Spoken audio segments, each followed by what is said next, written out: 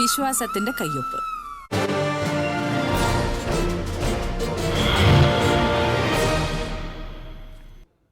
നമസ്കാരം. ന്യൂസ് 18 പൊതുവേദിയിലേക്ക് സ്വാഗതം. വയനാട് MP പ്രിയങ്ക ഗാന്ധി ലോക്സഭാംഗമായി സത്യപ്രതിജ്ഞ ചെയ്തു. ചടുലമായി പ്രതികരിക്കുന്ന പ്രിയങ്കയിൽ കോൺഗ്രസിനും പ്രതിപക്ഷത്തിലേക്കും വലിയ പ്രതീക്ഷയുണ്ട്. രാഷ്ട്രീയ ശൈലിയിലും പ്രതികരണത്തിലും വ്യത്യസ്തരാണ് രാഹുലും പ്രിയങ്കയും. പഠിച്ച് പക്വതയോടെ രാഷ്ട്രീയ മറുപടി എന്നതാണ് പ്രതിപക്ഷ നേതാവ് രാഹുൽ ഗാന്ധിയുടെ ശൈലിയെങ്കിൽ പ്രിയങ്ക ഗാന്ധി അങ്ങനെയല്ല. ഉരുളയ്ക്കുപ്പേരി പോലെ ചടുലമായ മറുപടികൾ വരും. എന്നാൽ പ്രധാനമന്ത്രി നരേന്ദ്രമോദി മുതൽ നീളുന്ന ഭരണപക്ഷ നിര ചില്ലറക്കാരുടേതല്ല. പരിചയ സമ്പത്തിലും പ്രായോഗികതയിലും തന്ത്രങ്ങളിലും ആരെയും വെല്ലുന്നവരാണവർ. അവരുടെ കൂട്ടായ ആക്രമണത്തിന് മുന്നിൽ പ്രിയങ്കയ്ക്ക് പിടിച്ചു നിൽക്കാനാകുമോ? പ്രതിപക്ഷത്തിൻ്റെ പോർമുനയായി പ്രിയങ്ക മാറുമോ? പാർലമെന്റിലെ വാക്പോരിൽ പ്രധാനമന്ത്രി നരേന്ദ്രമോദിയോട് മുട്ടാൻ കരുത്തയായ പോരാളിയാണോ പ്രിയങ്ക? ന്യൂസ് 18 പൊതുവേദി പരിശോധിക്കുന്നത് ഈ വിഷയമാണ്. പ്രേക്ഷകർക്കും പ്രതികരിക്കാം.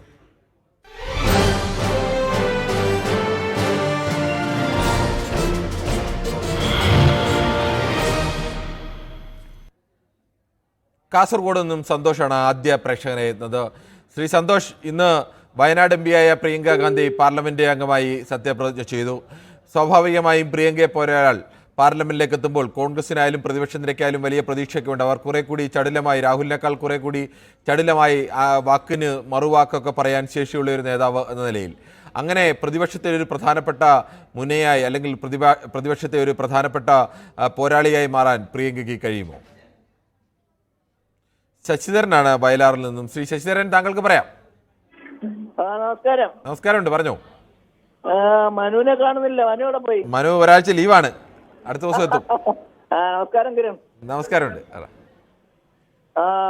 ഈ വിഷയത്തെ പറ്റി സംസാരിക്കാൻ മനുവിനോട് സംസാരിക്കേണ്ടത് എന്താ പറഞ്ഞാൽ, മനു ഒരു വാക്ക് പറഞ്ഞിട്ടുണ്ടായിരുന്നു. കാരണം ഈ ഇലക്ഷൻ കഴിഞ്ഞാൽ ഉടൻ ഇലക്ഷനെ പറ്റി ഒരു ചർച്ച വെക്കുമോ, ഒരു പൊതുവേദി വെക്കുമെന്ന്.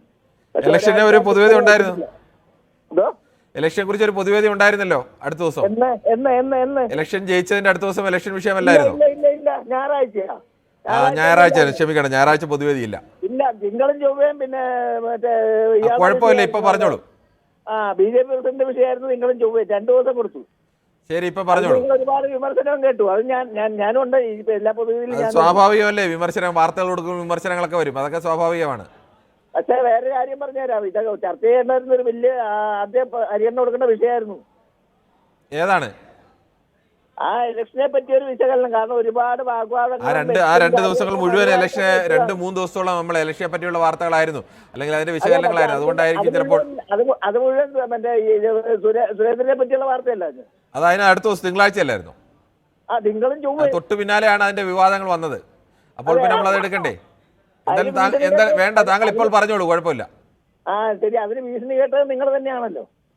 അത്തരം ഭീഷണികളൊക്കെ രാഷ്ട്രീയ നേതാക്കൾ, നല്ല നേതാക്കൾ ആരും ഭീഷണിക്ക് മുതിരാറില്ല. അല്ലാത്ത നേതാക്കളൊക്കെ ഇത്തരം ഭീഷണികൾക്ക് മുതിരും, അതിൽ കാര്യമില്ല. ആ ഭീഷണിയെ പറ്റിയുള്ള ചർച്ചയാണ് സത്യത്തിന് ഞാൻ ഇന്ന് പ്രതീക്ഷിച്ചത്. പോട്ടെ, അതിനിപ്പോ പോട്ടെ. ഈ വിഷയത്തെ പറ്റി ശരി. ശ്രീ ശശിധരൻ, അങ്ങനെ അത്തരം ഭീഷണികളൊന്നും നമ്മൾ ഗൗരവമായിട്ട് എടുക്കാറ് തന്നെയില്ല. ഇവരൊക്കെ ഇങ്ങനെ പല ഭീഷണികളും മുഴക്കാറുണ്ട്. നല്ല നേതാക്കളാരും അങ്ങനെ ഭീഷണി മുഴക്കാറുണ്ട്. ഓലപ്പാമ്പുകളെയൊക്കെ നേരിടാനാണ് മാധ്യമങ്ങള് മുൻകൈ എടുക്കുന്നത്. ഞങ്ങളെപ്പോഴുള്ളവർ നിങ്ങളെ പിന്നിൽ എപ്പോഴും ഉണ്ടാവും. ശരി, ഓക്കെ, പറഞ്ഞോളൂ. അപ്പൊ ഇത് പറയുമ്പോഴത്തേക്ക് ഇന്ന് തന്നെ ഇവർക്ക് പ്രതിപക്ഷ ബഹുമാനം ഇല്ലാത്തവരാ ഇന്ത്യ ഭരിക്കണമെന്നുള്ളത് ഇന്ന് തന്നെ അതിന്റെ തെളിവായിരുന്നു. മുസ്ലിം ലീഗിന്റെ സ്ഥാനാർത്ഥി ആണ് പിന്നെ ഈ പ്രിയങ്ക എന്ന് ഇന്നൊരു MP പറഞ്ഞു. അപ്പൊ ഇവര് അശേഷം ബഹുമാനിക്കല്ല, പ്രതിപക്ഷ ബഹുമാനം ഇല്ലാത്തവരാണെന്നറിയാം. പക്ഷെ എന്നാലും അതിനെ വെല്ലുന്നൊരു വാക് സാമർഥ്യം പ്രിയങ്കയ്ക്ക് ഉണ്ടെന്നുള്ള കാരണം ഇന്ദിരാഗാന്ധിയുടെ രക്തമാണ് അവർക്ക്. അവരതിനകത്ത് ശോഭിക്കും, ഇവർക്ക് നല്ല മറുപടിയും കൊടുക്കുമെന്നുള്ള ഒരു തർക്കവും ഇല്ലാത്ത കാര്യമാണ്. കാരണം നിഷേധമാണ് അവരുടെ കയ്യിരിപ്പ്, നിഷേധമാണ്. അവര് പ്രതിപക്ഷ ബഹുമാനം അശേഷയില്ലെന്ന് ഇതുവരെ തെളിയിച്ച ഒരു ഭരണകക്ഷിയാണ് ഇവിടെ ഇന്ത്യയിലുള്ളത്. ശരി, ഓക്കെ, എന്തായാലും താങ്കളുടെ അഭിപ്രായം വ്യക്തമാണ്. നമുക്ക് മറ്റൊരു പ്രശ്നത്തിലേക്ക് കൂടി പോകേണ്ടതുണ്ട്. പത്തനാപുരത്ത് ശ്രീ സുധീറാണ്.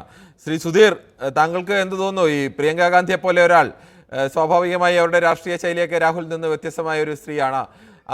അവർ പ്രതിപക്ഷം എന്തായാലും അവരിൽ നിന്ന് വലിയ പ്രതീക്ഷയൊക്കെ വെക്കുന്നുണ്ട്. ആ പ്രതീക്ഷയ്ക്ക് വകുപ്പുണ്ടോ? തീർച്ചയായും നമുക്ക് ഈ തെരഞ്ഞെടുപ്പിന് ശേഷം, ഈ ലോക്സഭാ തെരഞ്ഞെടുപ്പിന് ശേഷം രാജ്യത്ത് ശക്തമായ ഒരു പ്രതിപക്ഷം ഉണ്ടാവുകയും ഒപ്പം ശക്തനായ ഒരു പ്രതിപക്ഷ നേതാവും കൂടി ഉണ്ടായിരിക്കുകയാണ്. ഒരു ജനാധിപത്യത്തിന്റെ സൗന്ദര്യമാണ് ഈ പ്രതിപക്ഷത്തിന്റെ വരവിലൂടെ നമ്മൾ ഈ കഴിഞ്ഞ തെരഞ്ഞെടുപ്പിന് ശേഷം നമുക്ക് മനസ്സിലാക്കാൻ കഴിയുന്നത്.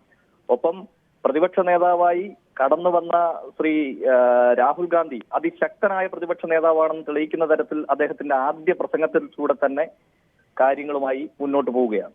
ഒപ്പം ഇപ്പോൾ നമുക്ക് മനസ്സിലാക്കാൻ കഴിയുന്നത് പ്രതിപക്ഷത്തിന്റെ വജ്രായുധമായി ഈ ഭരണപക്ഷത്തിന് നേരെയുള്ള ഏറ്റവും ശക്തമായ പ്രതിപക്ഷത്തിന്റെ വജ്രായുധമായി പ്രിയങ്ക ഗാന്ധിയും കൂടി വരുമ്പോൾ രാജ്യത്തെ ജനാധിപത്യവും മതേതരത്വവും സംരക്ഷിക്കുവാൻ അതിശക്തമായ പ്രതിപക്ഷമുണ്ട് എന്ന് തെളിയിക്കുന്ന തരത്തിലാണ് പ്രിയങ്ക ഗാന്ധിയുടെ വരവ് എന്നാണ് എന്റെ പ്രതീക്ഷ. ശരി, താങ്കളുടെ അഭിപ്രായം വളരെ വ്യക്തമാണ്. നമുക്ക് മറ്റൊരു പ്രശ്നത്തിലേക്ക് കൂടി പോകേണ്ടതുണ്ട്. ശ്രീ മുഹമ്മദ് ആണ് മഞ്ചേരിയിൽ നിന്നും. ശ്രീ മുഹമ്മദ്, നമസ്കാരമുണ്ട്. എന്താണ് ഈ വിഷയത്തിൽ പറയാനുള്ളത്? നമസ്കാരമുണ്ട് സാറേ. നമസ്കാരമുണ്ട്, പറഞ്ഞോളൂ. പിന്നെ നമ്മളെ ബഹുമാന്യ MP പിന്നെ പാർലമെന്റിൽ ചെന്ന് ഗർജിക്കും എന്നുള്ളതൊക്കെയാണ് പറയണത്.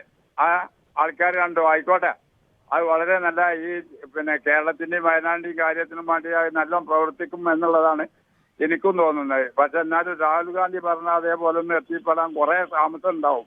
പിന്നെ വേറൊരു കാര്യം കൂടി, ഇപ്പൊ ഇവിടെയൊക്കെ ഒരു വാക്ക് കേൾക്കുന്നുണ്ട്, സാറും കേട്ടുവാണത്, അവര് തെരഞ്ഞെടുപ്പും കൂടി വയനാട് ഉടനെ വരുന്നു എന്നുള്ളത്. കാരണം അവിടെ വരുന്നതിന്റെ കാരണം ഇത് അവിടെ ഡൽഹിയിൽ മുഖ്യമന്ത്രി ആവാൻ അതിനെ നിർത്തുന്നു.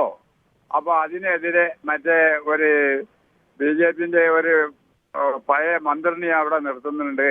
അപ്പോ അങ്ങനെ വരുമ്പോ ഒരു തെരഞ്ഞെടുപ്പും കൂടി വയനാട്ടുകാർക്ക് വരും. അപ്പൊ അവിടെ വേറൊരാളും കൂടിയും അവരെ കുടുംബത്തിൽ നിന്ന് കണ്ടും വെക്കണം. ഇതിന് ചെറിയ വലിയ വോട്ടവകാശം നേടിയ കുട്ടികളുണ്ടോ എന്നുള്ളത് അറിയില്ല. അപ്പൊ അങ്ങനെ എന്തായാലും വോട്ടവകാശം തികഞ്ഞ കുട്ടികളുണ്ട്. മത്സരിക്കണമെങ്കിൽ 25 വയസ്സാണ് വേണ്ടത്. അത് അടുത്ത വർഷം ആവും എന്നൊക്കെ. നമുക്ക് അത് അത്തരം കാര്യങ്ങളിലേക്ക് തൽക്കാലം കിടക്കേണ്ട. നമുക്ക് മറ്റൊരു പ്രേക്ഷകൻ കൂടിയുണ്ട്. അഭിലാഷാണ് കൊല്ലത്തുനിന്നും. ശ്രീ അഭിലാഷ്, താങ്കൾക്ക് എന്ത് തോന്നുന്നു? പ്രതിപക്ഷം വലിയ പ്രതീക്ഷയിലാണ് പ്രിയങ്ക ഗാന്ധിയെ പോലെ ഒരാൾ നേതാവായി വരുമ്പോൾ. മോദിയൊക്കെ ഉന്നയിക്കുന്ന വാക്കിന് വാക്ക് എന്നുള്ള രീതിയിലുള്ള ഒരു വാക്കുകൾക്ക് മറുപടി പറയാൻ തക്ക നേതാവ് എന്ന രീതിയിലേക്ക് അങ്ങനെയൊക്കെ കഴിയുമോ? ഇല്ലില്ല, അതിനൊന്നും കഴിയത്തൊന്നുമില്ല.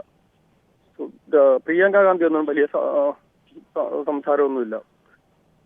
മോദിയെ എങ്ങും താറടിച്ച് കാണിക്കാനും ഒരു നേതാക്കന്മാരും വളർന്നിട്ടില്ല. അങ്ങനെയൊക്കെ പറയാൻ പറ്റുമോ? ആരും വളർന്നിട്ടില്ല എന്നൊക്കെ പറഞ്ഞാൽ നരേന്ദ്രമോദിക്കെതിരെ രൂക്ഷമായി ആക്രമിക്കുന്നില്ല. മോദി ഒരു നിയമം ഒരു കാര്യം കൊണ്ടുവന്നാൽ അത് നടത്തിയിരിക്കും. അതിന് ആര് ഏത് ശബ്ദമായാലും അത് നടത്തിയിരിക്കും. മനസ്സിലായി? അങ്ങനെ കഴിവുള്ള ഒരു നേതാവാണ് നരേന്ദ്രമോദി. അദ്ദേഹത്തിനെതിരെ പിന്നെ സംസാരിക്കാനോ അല്ലെങ്കിൽ അദ്ദേഹം ബഹുമാനം കൊടുക്കുന്നുണ്ടല്ലോ, പ്രതിപക്ഷത്തിന് ബഹുമാനം കൊടുത്തു തന്നെയല്ലേ അദ്ദേഹം പിന്നെ നിൽക്കുന്നത്. പലപ്പോഴും പ്രതിപക്ഷത്തിന് ആ തരത്തിലേക്കുള്ള ബഹുമാനം ഈ സർക്കാരിൽ നിന്ന് ലഭിച്ചിട്ടില്ല എന്നുള്ള യാഥാർത്ഥ്യം കൂടിയാണ്. യാഥാർത്ഥ്യമല്ല, അത് കോൺഗ്രസ്സുകാർ പറയുന്നില്ലേ? അല്ലല്ലോ, കഴിഞ്ഞ തവണയൊക്കെ ഒരു 100-150 MP-മാരൊക്കെ ഒരുമിച്ച് സസ്പെൻഡ് ചെയ്യുക എന്നൊക്കെ പറഞ്ഞാൽ ജനാധിപത്യ ചരിത്രത്തിൽ തന്നെ ഇല്ലാത്ത കാര്യങ്ങളൊക്കെ അല്ലേ നടത്തിയത്? അല്ലല്ല, അതൊക്കെ നമ്മൾ പറയുന്നില്ല, രാഷ്ട്രീയമായിട്ട് പറയുന്നതല്ല. രാഷ്ട്രീയമായി രാജ്യത്തിന്റെ കാര്യങ്ങളാണ് നരേന്ദ്രമോദി ചെയ്യുന്നത്.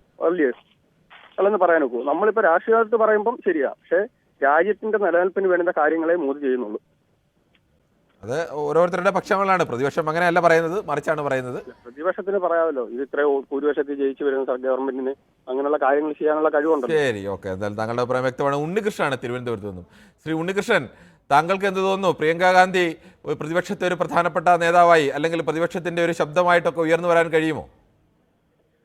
അവര് പിന്നെ ഇപ്പൊ ഈ സിംഹത്തിന്റെ കൂട്ടിലെ ഹലോ പറഞ്ഞോളൂ. ഈ സിംഹത്തിന്റെ കൂട്ടില് പൂച്ചക്കുട്ടി കയറും പോലെ ഇരിക്കും, വേറെ പ്രശ്നമൊന്നുമില്ല. പിന്നെ ആ സോണിയാഗാന്ധിയും പിന്നെ പറ്റുമെങ്കിൽ വധേരയും പിള്ളേരെയും കുറച്ചുകൂടെ അവരെല്ലാരും കൂടെയൊക്കെ വന്നു കഴിഞ്ഞാൽ ചിലപ്പോൾ പിടിച്ചിരിക്കാൻ പറ്റുമെന്ന് തോന്നുന്നത്. അവർക്ക് വലിയ താമസമില്ലാതെ വരും. ഇത് ആരോടാണ് ഇവര് നിങ്ങൾ ഈ ചോദ്യം ചോദിക്കുമ്പോ തന്നെ നമ്മൾ തമ്മിലല്ല, ഈ പിന്നെ ചോദിക്കുമ്പോ തന്നെ നരേന്ദ്രമോദി തന്നെയാണ്. അതിൽ പിന്നെ ഒരു മാറ്റമല്ല. അവിടെ പിന്നെ ആര് വന്നാലും ഇനി ഏത് കൊമ്പന്മാര് വന്നാലും അദ്ദേഹത്തിൻ്റെതായ ഒരു സ്റ്റാൻഡ് ഉണ്ട്. ഞാൻ BJP-കാരനല്ല, പ്രത്യേകിച്ച് ഞാൻ പറയാം, ഞാൻ BJP-കാരനല്ല, ഒരിക്കലും അല്ല. അതുപോലെ തന്നെ പ്രധാനപ്പെട്ട നേതാക്കൾക്കൊക്കെ അതുപോലെ സ്റ്റാൻഡ് ഉള്ളവരല്ലേ നിങ്ങൾ? അല്ല, അംഗീകരിക്കണം. ഒരു സഭ കൂടാൻ പോലും സമ്മതിക്കാത്ത പ്രതിപക്ഷം ഈ നാട്ടിലെ ജനങ്ങളുടെ ഒരുപാട് സുപ്രധാനമായ ശ്രീ ഉണ്ണികൃഷ്ണൻ, ഈ മണിപ്പൂരിലൊക്കെ കലാപം തുടങ്ങിയിട്ട് എത്രയോ മാസങ്ങളായി. ആ കലാപം ഇതുവരെ അവിടെ ഒരു സമാധാനം കൊണ്ടുവരാൻ കഴിയുന്നില്ല എന്ന് പറഞ്ഞാൽ അതീവ ഗൗരവമായ വിഷയമല്ലേ? അവിടെ കുറച്ച് ആൾക്കാര് പിന്നെ ഈ രാഷ്ട്രീയം മുതലെടുക്കാൻ വേണ്ടി ഈ ജാതിത്വവും പിന്നെ ഈ പലത് പറഞ്ഞുകൊണ്ടാക്കണമെന്നല്ലാതെ അവിടെ പോയി അവിടെ ആയിരക്കണക്കിന് മനുഷ്യർക്ക് ശ്രീ ഉണ്ണികൃഷ്ണൻ, അവിടെ ആയിരക്കണക്കിന് മനുഷ്യർക്കാണ് ഉപജീവനം നഷ്ടപ്പെട്ടത്, കിടപ്പാടം നഷ്ടപ്പെട്ടത്, എത്രയോ മനുഷ്യരാണ് കൊല്ലപ്പെട്ടത്. ഇങ്ങനെ കലാപം നടക്കുമ്പോൾ അതിനെ മാത്രമാണ് ഈ പ്രശ്നം ഉണ്ടായിട്ടുള്ളത്. അവിടെ ഈ BJP ഗവൺമെന്റിന്റെ ഭരണകാലത്ത് മാത്രമാണ് അവിടെ ഇപ്പോഴാണ് ഏറ്റവും രൂക്ഷമായിട്ടുണ്ടാകുന്നത്. പണ്ടൊക്കെ ഉണ്ടാകുമ്പോഴൊക്കെ അതിനെ നിങ്ങൾ പറയുന്നത് അല്ല. അപ്പൊ ശ്രീ ഉണ്ണികൃഷ്ണൻ, ഞാൻ ഒരു സംശയം ചോദിച്ചോട്ടെ. ഏതെങ്കിലും ഒരു വ്യക്തിയെ, ഏതെങ്കിലും ഒരു അവിടുത്തെ വ്യക്തിയെ സൈന്യത്തിന്റെ വെടികൊണ്ടേറ്റ് കൊല്ലണമെന്നുണ്ടെങ്കിൽ ഇവരെന്താ ഇവിടെ കാണിക്കുന്നത് ഈ പ്രതിപക്ഷം? എന്റെ ചെറിയ സംശയമാണ് ശ്രീ ഉണ്ണികൃഷ്ണൻ, സൈന്യം സ്വന്തം രാജ്യത്തെ ജനങ്ങളെ വെടിവെച്ചിടാൻ വേണ്ടിയുള്ളതല്ല ഈ സൈന്യം. അതായത് ഗവൺമെന്റിന്റെ ഭാഗത്തുനിന്ന് ശക്തമായ ഒരു നടപടി ഉണ്ടായി കഴിഞ്ഞാൽ നാളെ ഇവര് അതിരൂക്ഷമായി ഇവിടെ ബന്ധം മറ്റു കാര്യങ്ങളും പ്രഖ്യാപിക്കുമെന്ന് നിങ്ങൾക്ക് അറിഞ്ഞൂടെ? അപ്പൊ അത് പേടിച്ചാണോ ഇവർ ഇത് ചെയ്യാത്തത്? സംശയം ഉണ്ടായില്ലേ? അത് താങ്കളോട് എന്തായാലും ചെയ്യണം. താങ്കൾ കൂടി ചിന്തിക്കുക, ഒരു രാജ്യത്ത് കലാപം ഉണ്ടായാലും അതിന് ഏത് സർക്കാർ ആയിക്കോട്ടെ, മോദിയുടെ സർക്കാരോ ഇനി മൻമോഹൻ സിംഗ് സർക്കാരോ ആയിക്കോട്ടെ, അത് നിങ്ങൾ പ്രിയങ്ക വന്നെന്ന് വിചാരിച്ച് അവിടെ എല്ലാം മാറുമെന്നാണോ വിചാരിച്ചോണ്ടിരിക്കുന്നത്? ശരി, ഓക്കെ. എന്തായാലും ജയകുമാറാണ്. ശരി, ഒന്നുമില്ല. താങ്കൾക്ക് താങ്കളുടെ അഭിപ്രായം പറയാം. ഓരോരുത്തരുടെ അഭിപ്രായമാണല്ലോ. ശ്രീ ജയകുമാറാണ് തിരുവനന്തപുരത്ത് നിന്നും. ശ്രീ ജയകുമാർ, താങ്കൾക്ക് അത് തോന്നുന്നു പ്രിയങ്ക ഗാന്ധി വരുന്നതോട് ഈ പ്രതിപക്ഷ നിരയിൽ കുറെ കൂടി ഒരു ആക്രമണോത്സുക വർദ്ധിക്കാൻ സാധ്യതയുണ്ടോ? നമസ്കാരം. നമസ്കാരമുണ്ട്. ഞാൻ ഒരു കാര്യം ചോദിച്ചോട്ടെ. ഈ മൺഡേ ഈ ന്യൂസ് 18 തുടങ്ങിയിട്ട് 7 വർഷമായി എന്ന് ഇങ്ങനെ തുടക്കത്തിലും അവസാനവും പറഞ്ഞു. ഇങ്ങനെ 7 വർഷമായി എന്ന് പറഞ്ഞു. 7 വർഷമല്ല, അത് കൂടുതലായി. 7 വർഷം കൊണ്ടെന്ന് പറഞ്ഞുകൊണ്ട് എനിക്ക് എന്റെ ഒരു സംശയം, ഈ തുടക്കം എന്തായിരുന്നു വല്ല അറിയാമോ? മനസ്സിലായില്ല എനിക്ക്. തുടക്കത്തിലെ മാറ്റർ എന്തായിരുന്നു വല്ല അറിയാമോ? ഇത് തുടങ്ങിയപ്പോ എനിക്ക് ചോദ്യം മനസ്സിലായില്ല. ഈ തുടക്കത്തിലെ വിഷയം എന്തായിരുന്നു അറിയാമോ എന്നാണ് ഈ ന്യൂസ് 18 തുടങ്ങിയപ്പോ. ഇപ്പോഴല്ല, നേരത്തെ. അല്ല, താങ്കൾ പറയൂ. അല്ല, എനിക്കറിയില്ല, ഞാൻ ചോദിച്ചതാണ്. ഞാൻ എന്റെ ഒരു സംശയം പറയാനുള്ളത് എന്നാന്ന് വെച്ചാല്, ഞാൻ ഈ ന്യൂസ് 18 കാണുന്നതും ഇതിലേക്ക് വിളിക്കുന്നതും മറ്റേ നിഷ വധക്കേസുമായിട്ട് ബന്ധപ്പെട്ട ഒരു ഇത് നിങ്ങളുടെ പ്രോഗ്രാമിൽ ഉണ്ടായിരുന്നപ്പോഴാണ് ഞാനിത് കാണുന്നതും ആദ്യമായിട്ട് വിളിക്കുന്നതും. ശരി. അപ്പൊ ഈ 7 വർഷം അല്ല എന്നാണ് എനിക്ക് തോന്നുന്നത്. അപ്പൊ ഈ 7 പറഞ്ഞുകൊണ്ട് ഞാൻ സംശയം ചോദിച്ചതാണ്, അറിയാമോ? കറക്റ്റ് ന്യൂസ് 18 തുടങ്ങിയിട്ടുള്ള വർഷമല്ല നേരത്തെ പറഞ്ഞത്. അത് കഴിഞ്ഞ പൊതുവേദിയിൽ പറഞ്ഞത് പൊതുവേദി 4:30 എന്ന് പറഞ്ഞൊരു സ്ഥിരം പരിപാടിയായി തുടങ്ങിയതിന്റെ കാര്യമാണ് പറഞ്ഞത്. അത് പറഞ്ഞു 7 വർഷം കൊണ്ട് ഞങ്ങൾ 4:30 തുടങ്ങിക്കൊണ്ടിരിക്കുകയാണ്. ശരി, താങ്കളെ അല്ല, സംശയം കൊണ്ട് ചോദിച്ചാണ്. താങ്കൾ അഭിപ്രായം പറഞ്ഞോളൂ. അഭിപ്രായം എന്ന് വെച്ചാൽ, ഈ നരേന്ദ്രമോദി ആരാ? നരേന്ദ്രമോദി ഒന്നുമല്ല. ഒരു സ്റ്റേറ്റ് മൊത്തം കത്തിച്ചും വെടിവെച്ച് നശിപ്പിച്ചിട്ട് അങ്ങോട്ട് പോയാൽ ജനം കത്തിക്കും. അതുകൊണ്ട് നരേന്ദ്രമോദി ഇവിടുത്തെ ഒന്നുമല്ല. രാഹുൽ ഗാന്ധി ധാരാളം മതി. പിന്നെ പ്രിയങ്കയും കൂടെ ചെല്ലുമ്പോഴത്തേക്ക് രാജ്യത്തിന്റെ പ്രധാനമന്ത്രി ഒന്നുമല്ല എന്നൊന്നും പറയരുത്. അല്ല, അങ്ങനെയാണെങ്കിൽ അങ്ങനെ അദ്ദേഹത്തെ പറയാൻ പറ്റുള്ളൂ. അങ്ങനെയാണെങ്കിൽ ഒരു സ്റ്റേറ്റ് സ്വന്തം സ്റ്റേറ്റ് ആണ്. അല്ല, ആ വിമർശനം താങ്കൾക്ക് ഉന്നയിക്കാം, അതിൽ ഞാൻ എതിർപ്പ് പറയുന്നില്ല. പക്ഷെ ഒരാൾ ഒന്നുമല്ല എന്ന് പറയുന്നത് ശരിയല്ല എന്നാണ് പറഞ്ഞത്. നരേന്ദ്രമോദി ആരാ എന്നുള്ള ചോദ്യം വന്നു. അതുകൊണ്ടാണ് ഞാൻ പറഞ്ഞത്, ഈ ചോദ്യത്തിന് നരേന്ദ്രമോദി ഇപ്പൊ ഈ മണിപ്പൂർ വിഷയത്തെ സംബന്ധിച്ച് പറയുമ്പോഴത്തേക്ക് എന്നെ സംബന്ധിച്ച് ഒന്നും അല്ല എന്നുള്ളതാണ് ഞാൻ പറഞ്ഞത്. വ്യക്തിപരമായ ഒരാളെ അങ്ങനെ പറയരുതെന്ന് മാത്രമാണ്. പ്രധാനമന്ത്രിയാണ് പ്രവർത്തികളെ നിങ്ങൾക്ക് എങ്ങനെ വേണമെങ്കിലും വിമർശിക്കാം. എന്നെ സംബന്ധിച്ച് ഞാൻ പറയാം, ഈ നരേന്ദ്രമോദി ഇവിടുത്തെ പ്രതിപക്ഷത്തിന്റെ ഒന്നുമല്ല. എന്നാൽ താങ്കളുടെ അഭിപ്രായം വ്യക്തമാണ്. റഷീദാണ് കൊയിലാണ്ടിയിൽ നിന്നും. ശ്രീ റഷീദ്, താങ്കൾക്ക് എന്താണ് ഈ വിഷയത്തിൽ പറയാനുള്ളത്? വിഷയത്തിൽ പറയാൻ ഒരുപാടുണ്ട്. പക്ഷേ പറയണം. ഈ ഒരു വേദി ഉയർത്തി വളരെ സന്തോഷമുണ്ട്. പിന്നെ അഭ്യർത്ഥന മാനിച്ചിട്ടാണ് നമ്മൾ ഉയർത്തിയത്. തീർച്ചയായിട്ടും വളരെ നന്നായിട്ടുണ്ട്. അത് ശനിയാഴ്ച ഞങ്ങളൊക്കെ പ്രതീക്ഷിച്ചിരുന്നു, ഞങ്ങളെ കൂടി പ്രതികരണം അറിയും. ശനിയാഴ്ച ദിവസം നമുക്ക് തെരഞ്ഞെടുപ്പ് കൗണ്ടിങ്ങിനിടയിൽ നമുക്ക് ഇതിനുവേണ്ടി യഥാർത്ഥത്തിൽ അന്ന് കൗണ്ടിങ്ങിന്റെ വലിയ തിരക്കുകളും വാർത്തകളും വന്നുകൊണ്ടിരുന്നതാണ്. 4 മണിക്ക് ാണ്. അപ്പോൾ അത് ആ സമയത്ത് ഞങ്ങളെ കൂടി പ്രതികരണം നിങ്ങൾ കേൾക്കുമെന്ന് വിചാരിച്ചു. കാരണം നമ്മളത് അതിനു മുമ്പേ ഇതുമായിട്ട് ബന്ധപ്പെട്ട് നമ്മൾ സംസാരിച്ചു കൊണ്ടേയിരുന്നതാണ്. നമ്മുടെ അപ്പം പിന്നെ അതില്ലെങ്കിൽ ഇപ്പം അത് കുറച്ചുകൂടി നമുക്ക് പറയാം. ഞാൻ അന്ന് പറഞ്ഞ ചില അഭിപ്രായങ്ങളുണ്ട്. ആ അഭിപ്രായം അടിവരയിട്ടുകൊണ്ട് പറയുകയാണ്. അന്ന് ഞാൻ പറഞ്ഞത് പ്രിയങ്ക ഗാന്ധിയും അതേപോലെ വൻ വിജയം കരസ്ഥമാക്കും എന്ന് ഞാൻ പറഞ്ഞതാണ്. വയനാട്ടിലെ ചരിത്രത്തിലെ ഏറ്റവും വലിയ വിജയമാണ് പ്രിയങ്ക ഗാന്ധിക്ക് അവിടുത്തെ വോട്ടുകൾ നൽകിയിട്ടുള്ളത്. കാരണം നമുക്കറിയാലോ, വോട്ടിൽ ശതമാനം കുറഞ്ഞിട്ട് പോലും കഴിഞ്ഞ തവണത്തെക്കാൾ കൂടുതൽ ഭൂരിപക്ഷത്തിനാണ് പ്രിയങ്ക ഗാന്ധി ഇവിടെ ജയിച്ചത്. രാഹുൽ മാങ്കൂട്ടത്തിന് ശരി, താങ്കളുടെ ടെലിഫോൺ ബന്ധത്തിൽ ചില തടസ്സം. ശ്രീനു ആണ് പത്തനംതിട്ടയിൽ നിന്നും. ശ്രീനു, താങ്കൾ നേരത്തെ വിളിച്ചിട്ടുള്ള ആളാണോ അതോ ആദ്യമായിട്ടാണോ വിളിക്കുന്നത്? ഇല്ല ചേട്ടാ, ഞാൻ നേരത്തെ എന്റെ അഭിപ്രായങ്ങൾ വെളിവാക്കാൻ കൊണ്ട് വിളിച്ചിട്ടുണ്ടായിരുന്നു. ശരി, ഓക്കെ. ശ്രീനു, എന്താണ് ഈ വിഷയത്തിൽ? ഞാനിപ്പോ ചേട്ടനോടാണ് രണ്ട് കാര്യങ്ങൾ ചോദിക്കാൻ വിളിച്ചതാണ്. ശരി, ചോദിച്ചോളൂ. ചേട്ടാ, വയനാട്ടിലൊരു മെഡിക്കൽ കോളേജ് എന്നുള്ളതൊരു അത്യാവശ്യമല്ലേ? അതൊക്കെയാണ്, പക്ഷെ നമ്മൾ ഇന്നിപ്പോൾ തൽക്കാലം വിഷയം അതല്ലല്ലോ. ആ വിഷയം ചർച്ച ചെയ്യുമ്പോൾ നമുക്ക് അതിനെ കുറിച്ച് പറയാം. വിഷയം അതല്ല ഞാൻ പറയുന്നത്. പ്രേക്ഷകന്റെ പൂർവ്വനിയാകോ പ്രിയങ്ക എന്നല്ല നിങ്ങളുടെ സംസാരം. അതെ, അപ്പൊ അതിന്റെ ഭാഗമായിട്ട് ഞാൻ ചോദിച്ചതാണ്. അതിപ്പോ നമുക്ക് അങ്ങനെ ഒരു സംഭവം വേണ്ടേ? തീർച്ചയായും വേണം. തീർച്ചയായും വേണം. ഞാൻ വിളിച്ച കാരണം എന്ന് പറയാൻ, നിങ്ങൾ ന്യൂസ് 18 എന്ന് പറഞ്ഞ ചാനലിന്റെ ഭാഗത്ത് നിന്നിട്ട് എന്തെങ്കിലും ഒരു ഇത് ചെയ്യാൻ പറ്റുമോ അവിടെ? നമ്മൾ അവിടെ വയനാട് മെഡിക്കൽ കോളേജിന് വേണ്ടിയൊക്കെ നമ്മൾ നേരത്തെ വാർത്താ പരമ്പരയൊക്കെ ചെയ്തിട്ടുള്ളതാണ്. ഇനിയും നമുക്ക് അത്തരം കാര്യങ്ങൾ ചെയ്യാം, ഉറപ്പായും ചെയ്യാം. ശരി, ഓക്കെ. ഞാൻ അത് ചോദിക്കാൻ കൊണ്ട് മാത്രമാണ് വിളിച്ചത്. ശരി, ഓക്കെ. എന്തായാലും ശരി, താങ്കളുടെ അഭിപ്രായം അങ്ങനെ. നമുക്ക് തൽക്കാലം ന്യൂസ് 18 പൊതുവേദിയിൽ ഏത് വിഷയമാണോ ഉന്നയിക്കുന്നത് ആ വിഷയത്തിൽ നിന്ന് സംസാരിക്കുക, അല്ലെങ്കിൽ അതിൽ നിന്ന് സംസാരിക്കുക എന്നുള്ളതാണ്. അല്ലെങ്കിൽ നമുക്ക് വിശാലമായ ലോകത്ത് ഒരുപാട് കാര്യങ്ങൾ സംസാരിക്കാനുണ്ട്, ചർച്ച ചെയ്യാനുണ്ട്. അത്തരം കാര്യങ്ങളെല്ലാം കൂടി ചർച്ച ചെയ്യാൻ നമുക്ക് ഈ പരിമിതമായ സമയത്തിനുള്ളിൽ നടക്കില്ല. നമുക്ക് അടുത്ത പ്രശ്നങ്ങളിലേക്ക് കൂടി പോകേണ്ടതുണ്ട്. പ്രദീപാണ് തിരുവനന്തപുരത്ത് നിന്നും. ശ്രീ പ്രദീപ്, താങ്കൾക്ക് എന്ത് തോന്നുന്നു? ഈ പ്രിയങ്ക ഗാന്ധി കുറെ കൂടി രാഹുൽ ഗാന്ധിയേക്കാൾ അഗ്രസീവായ നേതാവാണ്, കുറെ കൂടി ഉരുളക്കുപ്പേരി പോലുള്ള മറുപടികളൊക്കെ പറയുന്ന ഒരു നേതാവ് കൂടിയാണ്. അങ്ങനെ ഒരാൾ പാർലമെന്റിലേക്ക് എത്തുമ്പോൾ അത് പ്രതിപക്ഷത്തിന്റെ ഒരു മുഖ്യ പോർമുനയായി മാറാൻ കഴിയുമോ? നമസ്കാരം മിസ്റ്റർ കിരൺ. നമസ്കാരം. ഓക്കെ, സന്തോഷം. അപ്പോഴേ എനിക്ക് പറയാനുള്ളത് ഒരു കാര്യം, നിങ്ങൾ കുറച്ചൊന്ന് മോണിറ്റർ ചെയ്യണം. അതായത് ഇപ്പം നമ്മുടെ ഈ പൊതുവേദിയിൽ വിളിക്കുന്ന പല ആൾക്കാരും വന്നിട്ട് ഈ വായി തോന്നുന്നത് കോതയ്ക്ക് പാട്ടെന്ന് പറഞ്ഞു പോകാറുണ്ട് പലരും. ഞാൻ നേരത്തെ പറഞ്ഞിട്ടുണ്ട്, നമുക്ക് എല്ലാ കാര്യങ്ങളൊന്നും എല്ലാവരും. എന്റെ ഒരു സജഷൻ എന്ന് പറയുന്നത്, നിങ്ങൾ വാട്സാപ്പ് വഴി അവരുടെ ഒരു കോണ്ടാക്ട് എടുക്കുക, അവരുടെ ഫോട്ടോ എടുക്കുക, ആ ഫോട്ടോ ഇതിനകത്ത് കാണിക്കുക. ഇപ്പൊ ഈ വിളിക്കുന്ന ആരോ എനിക്ക് തോന്നുന്നത് എല്ലാവരെയും കണ്ടിന്യൂ കുറെ പേര് എത്ര പേര് വിളിക്കുന്നുണ്ട്, അവരുടെ തന്നെ ഓൾറെഡി ഒരു ഗ്രൂപ്പ് ഉണ്ടാക്കിയിട്ട് അതിനെ നിങ്ങൾ എടുത്തു കഴിഞ്ഞാൽ ഈ വരുന്നതും പറയുന്നതിന് ഒരു അല്പം മാന്യത കാണിക്കുക. അവരുടെ ഫോൺ നമ്പർ ഒന്നും കാണിക്കണമെന്നില്ല, പക്ഷെ അറ്റ്ലീസ്റ്റ് ഒരു ഫോട്ടോ എങ്കിലും ആ സൈഡിലൊന്ന് വെക്കാം. പിന്നെ ഈ ഒരു കാര്യത്തിലോട്ട് പറഞ്ഞാൽ മിസ്റ്റർ കിരൺ, ഇതിനകത്ത് എന്ത് വ്യത്യാസം ഉണ്ടാവുന്നു? കഴിഞ്ഞവണ് നമ്മുടെ ലോകം അറിയപ്പെടുന്നതായിരുന്നു ഈ രാഹുൽ ഗാന്ധി. ഇദ്ദേഹം വന്നിട്ട് വയനാട്ടിലെ ജനങ്ങൾക്ക് വേണ്ടി എന്ത് ചെയ്തു? ഒന്നും ചെയ്തില്ല. അത് തന്നെയായിരിക്കും ഇവിടെ നടക്കാൻ പോണേ. നമ്മുടെ ചോദ്യം വയനാട്ടിലെ ജനങ്ങൾക്ക് എന്ത് ചെയ്തു എന്നുള്ളതല്ല. വയനാട്ടിലെ ജനങ്ങൾ ചെയ്താലും ചെയ്തില്ലയോ എന്നുള്ളതിനപ്പുറത്തേക്ക് വയനാട്ടിലെ ജനങ്ങൾ രാഹുലിനേക്കാൾ കൂടുതൽ ഭൂരിപക്ഷം പ്രിയങ്കയ്ക്ക് നൽകിയെങ്കിൽ സ്വാഭാവികമായും അദ്ദേഹത്തിന്റെ പ്രവർത്തനത്തിൽ ആ നാട്ടുകാർ സംതൃപ്തരാണ് എന്ന് വേണം കരുതാൻ. അതൊക്കെ നമ്മുടെ ഗതികേട് കൊണ്ടാണ് മിസ്റ്റർ കിരൺ. ഞാനൊന്ന് പറഞ്ഞു മുഴിപ്പിച്ചോട്ടെ. ഇപ്പൊ 1 മണിക്കൂറുണ്ടല്ലോ, ഞാൻ അധികം ദീർഘിപ്പിക്കുന്നില്ല.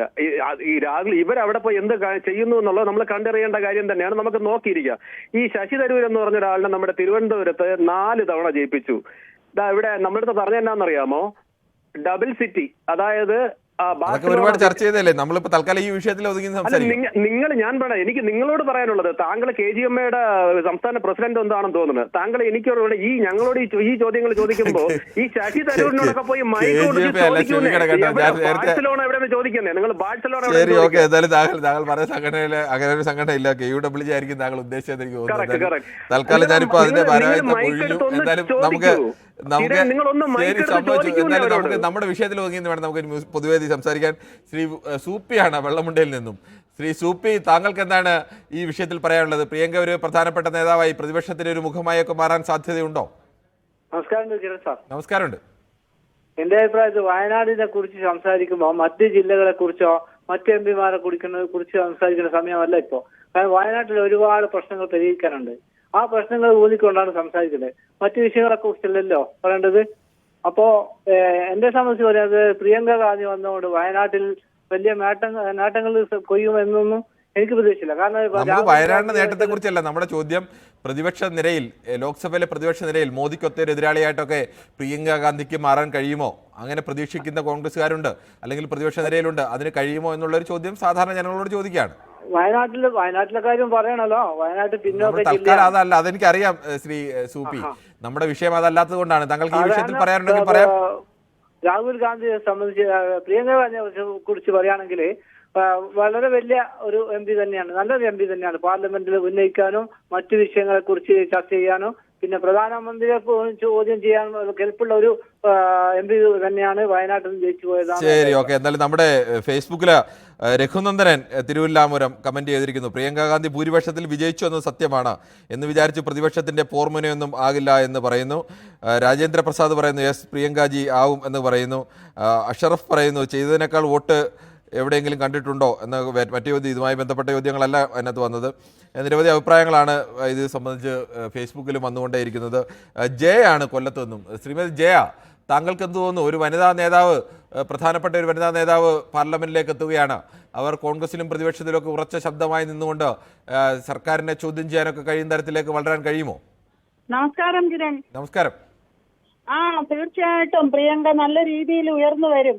അത് ഭരണപക്ഷത്തിന് ഇപ്പൊ തന്നെ പേടിയായി. അതുകൊണ്ടാണ് വയനാട് ഒരു മുസ്ലിം MP വന്നെന്നൊക്കെ പറയുന്നത്. വെറും അനാവശ്യമായിട്ടുള്ളൊരു കമന്റ് അല്ലേ അത്? ഒരു സ്ത്രീയാണ്, അവര് റെഗുലറായിട്ട് MP ആയിട്ട് വരുന്ന കുടുംബത്തിൽ നിന്നുള്ള ഒരാളുമാണ്. അപ്പൊ അതിൻ്റെതായ ഒരു മാന്യത കാണിക്കാനുള്ള ഒരു രീതി പോലും ഈ ഭരണപക്ഷത്തിരിക്കുന്നവർക്കില്ല. അവര് നന്നായിട്ട് ശോഭിക്കും. രാഹുൽ ഗാന്ധിയെ കാട്ടി നല്ല വൃത്തിയായിട്ട് അവര് പ്രതിപക്ഷത്തിരിക്കുകയും ചെയ്യും. ശരി, ഓക്കെ. ശ്രീ രാഹുലാണ്. ശ്രീ രാഹുൽ, താങ്കൾക്ക് എന്താണ് തോന്നുന്നത്? പ്രിയങ്ക ഗാന്ധി പ്രതിപക്ഷ നിരയിലേക്ക് എത്തുന്നതോടുകൂടി ശരത്താണ്, ക്ഷമിക്കണം, ശ്രീ ശരത്ത് പ്രതിപക്ഷ നിരയിലേക്ക് പ്രിയങ്ക ഗാന്ധി എത്തുന്നതോടെ അവർ പ്രതിപക്ഷത്തിന്റെ ഒരു പ്രധാന മുഖമായിട്ടൊക്കെ മാറാൻ സാധ്യതയുണ്ടോ? അവതരിപ്പിക്കുന്ന സ്റ്റൈൽ, ഇതിന്റെ രീതിക്കും ലുക്കിനും ഒരു നന്ദി അറിയിക്കും. ശരി, ഓക്കെ, വളരെ നന്ദി. അപ്പൊ എന്തായാലും പ്രതിപക്ഷത്തേക്ക് ഒരു സ്ത്രീ വരുമ്പോൾ തീർച്ചയായിട്ടും ശക്തമായിട്ടുള്ള ഒരു ഭരണം കിട്ടണം എന്ന് തന്നെയാണ് പ്രതീക്ഷിക്കുന്നത്. നല്ല രീതിയിൽ തന്നെ മുന്നിട്ട് വന്നു കഴിഞ്ഞാൽ നല്ല രീതിയിൽ തന്നെ ഒരു വിജയം ഉണ്ടാവും. ശരി, ഓക്കെ, താങ്കളുടെ അഭിപ്രായം വ്യക്തമാണ്. നമുക്ക് മറ്റൊരു പ്രേക്ഷകരിലേക്ക് കൂടി കടക്കേണ്ടതുണ്ട്. രാധാകൃഷ്ണനാണ് ചാത്തന്നൂരിൽ നിന്നും. ശ്രീ രാധാകൃഷ്ണൻ നമ്മുടെ സ്ഥിരം പ്രേക്ഷകൻ കൂടിയാണ്, സ്ഥിരമായി പ്രതികരിക്കുന്ന ആൾ കൂടിയാണ്. ശ്രീ രാധാകൃഷ്ണന്റെ ടെലിഫോൺ ബന്ധത്തിൽ ചില തകരാറുകൾ ഉണ്ട് എന്ന് തോന്നുന്നു. ശ്രീ രാധാകൃഷ്ണൻ, താങ്കൾ കേൾക്കാമോ?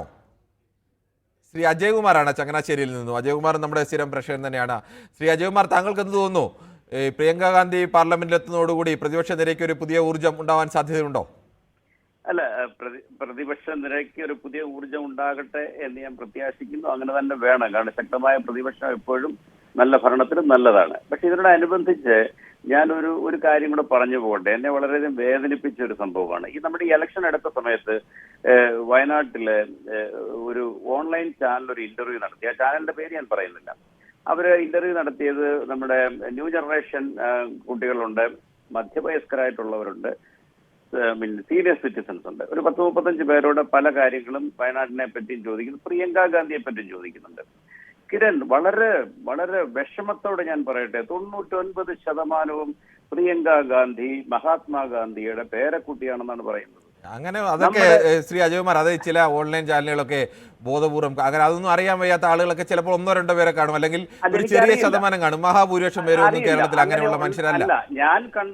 അത് ഈ ഓൺലൈൻ ചാനലുകൾ അവരുടെ റീച്ച് കൂട്ടാൻ വേണ്ടി പ്രിയങ്ക ഗാന്ധി മഹാത്മാഗാന്ധിയുടെ കൊച്ചുമകളാണെന്ന് വയ്ക്കുമ്പോൾ അതേ എന്നൊക്കെ പറയുന്ന ഏതെങ്കിലും കുറച്ച് പിള്ളേരുടെ വിഷ്വൽ എടുത്തിട്ട് ആ വിഷ്വൽ ഇങ്ങനെ കാണിച്ചിട്ട് അതൊന്നും സമൂഹത്തിന്റെ ഒരു പരിച്ഛേദമൊന്നുമല്ല. നിങ്ങൾക്കറിയാമല്ലോ, ശ്രീ അജയ്കുമാർ തന്നെ താങ്കളുടെ വീടിന്റെ അടുത്തുള്ള ഒരു 30 പേരോട് നാളെ ചോദിക്കൂ, വ്യത്യസ്തമായ 30 പേരോട് ചോദിക്കൂ പ്രിയങ്ക ഗാന്ധി ആരുടെ കൊച്ചുമകളാണെന്ന് ചോദിക്കൂ. എനിക്ക് തോന്നുന്നു ആ 30 പേരോട് ചോദിച്ചാൽ മിക്കവാറും 25 പേരും കറക്റ്റായി ഉത്തരം പറയും. അങ്ങനെ അത്ര മലയാളികൾക്ക് ഇത്തരം കാര്യങ്ങളെല്ലാം വളരെ കൃത്യമായി അറിയുന്ന ആളുകളാണ്. അത് നമ്മൾ മോശക്കാരാക്കാൻ വേണ്ടി ചിലർ ചെയ്യുന്നതാണ്. അല്ലല്ല, കിരൺ ഇടയ്ക്കൂടെ പറഞ്ഞോട്ടെ, കഴിഞ്ഞു പോയൊരു കാര്യമാണെങ്കിലും ഈ ഒരു അവസരത്തിൽ അത് പ്രതിപാദിക്കാതെ പോകുന്നത് ശരിയല്ല. 3 വർഷത്തിന് മുമ്പ് PK ഫിറോസ് പ്രസംഗിച്ചതല്ലേ ഇത്? PK ഫിറോസ് മുസ്ലിം ലീഗിന്റെ യൂത്തിന്റെ പ്രസിഡന്റ്. ഏതെങ്കിലും PK ഫിറോസ് അങ്ങനെ പ്രസംഗിച്ചെന്ന് എനിക്കറിയില്ല. പ്രസംഗിച്ചാൽ തന്നെ ചിലപ്പോൾ അറിയാതെ ഏതെങ്കിലും ഒരു നാക്കുപിഴ ഉണ്ടാക്കണം. അല്ലാതെ PK ഫിറോസിന് അറിയാൻ ഇത് അറിയാത്ത ഒരാളല്ല PK ഫിറോസ്.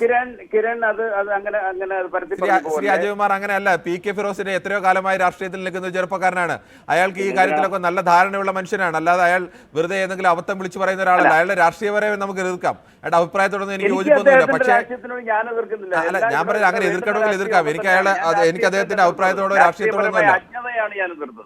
അത്രത്തോളം അജ്ഞതയുള്ള ഒരാളാണ് പി കെ ഫിറോസ് എന്ന് ഞാൻ കരുതുന്നില്ല. അങ്ങനെ പറഞ്ഞതായി എനിക്കറിയില്ല. കെ ഫിറോസും അല്ല. എന്നാൽ അദ്ദേഹം ഈ പരിപാടിക്ക് ശേഷം ഒന്ന് ഗൂഗിൾ ഔട്ട് ചെയ്തിട്ട് കാര്യങ്ങളൊന്ന് മനസ്സിലാക്കുക. ഞാൻ പറഞ്ഞു വരുന്നത് ഇത്രയേ ഉള്ളൂ. ആൾക്കാർ വിഡ്ഢിത്തരങ്ങളൊക്കെ ഒരുപാട് മനസ്സിലാക്കി വെച്ചിരിക്കുന്നു. ഒരു കാര്യം ചെയ്യാം, എന്തായാലും അങ്ങനെ പി കെ ഫിറോസ് പറഞ്ഞിട്ടുണ്ടെങ്കിൽ ഒന്നുകിൽ തന്നെ നാക്കുപിഴ ആവാം എന്നാണ് ഞാൻ കരുതുന്നത്. അല്ല, ഞാൻ പറഞ്ഞത് കേട്ടിട്ടില്ല. അങ്ങനെ ഉണ്ടെങ്കിൽ താങ്കൾ എന്തായാലും ഈ നമ്പറിലേക്ക് ഒന്ന് വാട്സാപ്പ് ചെയ്തുതരും. നമുക്ക് എന്തായാലും അടുത്ത പ്രേക്ഷകരിലേക്ക് കൂടി പോകേണ്ടതുണ്ട്. ഷിനോയ് ആണ് വർക്കലയിൽ നിന്നും. ശ്രീ ഷിനോയ്, താങ്കൾക്ക് എന്താണ് തോന്നുന്നത്? ഈ പ്രിയങ്ക ഗാന്ധിയൊക്കെ എത്തുമ്പോൾ സ്വാഭാവികമായും കുറെ കൂടി അഗ്രസീവായി നിൽക്കുന്ന, അല്ലെങ്കിൽ ജനക്കൂട്ടത്തൊക്കെ ആകർഷിക്കുന്ന, പെട്ടെന്ന് വാക്കുകൾ കൊണ്ട് തന്നെ പ്രതിരോധം തീർക്കാനൊക്കെ കഴിയുന്ന ഒരു നേതാവാണ് പ്രിയങ്ക. പക്ഷേ പാർലമെന്റിൽ എത്തുമ്പോൾ പാർലമെന്റിൽ BJPയെ നേരിടാൻ, നരേന്ദ്രമോദി അടങ്ങുന്ന ഒരു ടീമിനെ നേരിടാൻ പ്രാപ്തയാണോ പ്രിയങ്ക?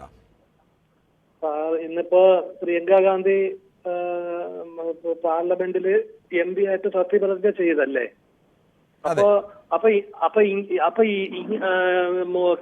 കോൺഗ്രസ് പാർട്ടിയുടെ മുൻകാല ചരിത്രങ്ങൾ എടുക്കുമ്പോ നേരത്തെ ഇന്ദിരാഗാന്ധി ഇരുന്ന സന്ദർഭത്തിലും ഇതുപോലെ ഇതിനേക്കാളും ചർച്ച അന്ന് ഉണ്ടായിരുന്നു. പക്ഷെ പിന്നീട് അത് ചരിത്രം കുറിച്ച് ഇന്ദിരാ കോൺഗ്രസ് എന്നുള്ളൊരു പേര് പിന്നീട് സ്വീകരിക്കുക, അത് അങ്ങനൊരു ഒരു ഗ്രൂപ്പ് ഉണ്ടാവുകയൊക്കെ ചെയ്തിരുന്നു. അത് ചരിത്രമാണ്. കാര്യം കോൺഗ്രസിന്റെ ചരിത്രം എടുത്ത് നോക്കുമ്പോൾ തന്നെ ഇന്ദിരാഗാന്ധി എന്ന് പറഞ്ഞാൽ അത്രയും ഒരു പ്രബലരായിട്ടുള്ള ഒരു നേതാവിനെ പോലെ പിന്നീട് ആരും എത്തിയിട്ടില്ല. അപ്പൊ അവരൊരു സ്ത്രീയായിരുന്നു, നമ്മൾ ആദ്യം മനസ്സിലാക്കണം.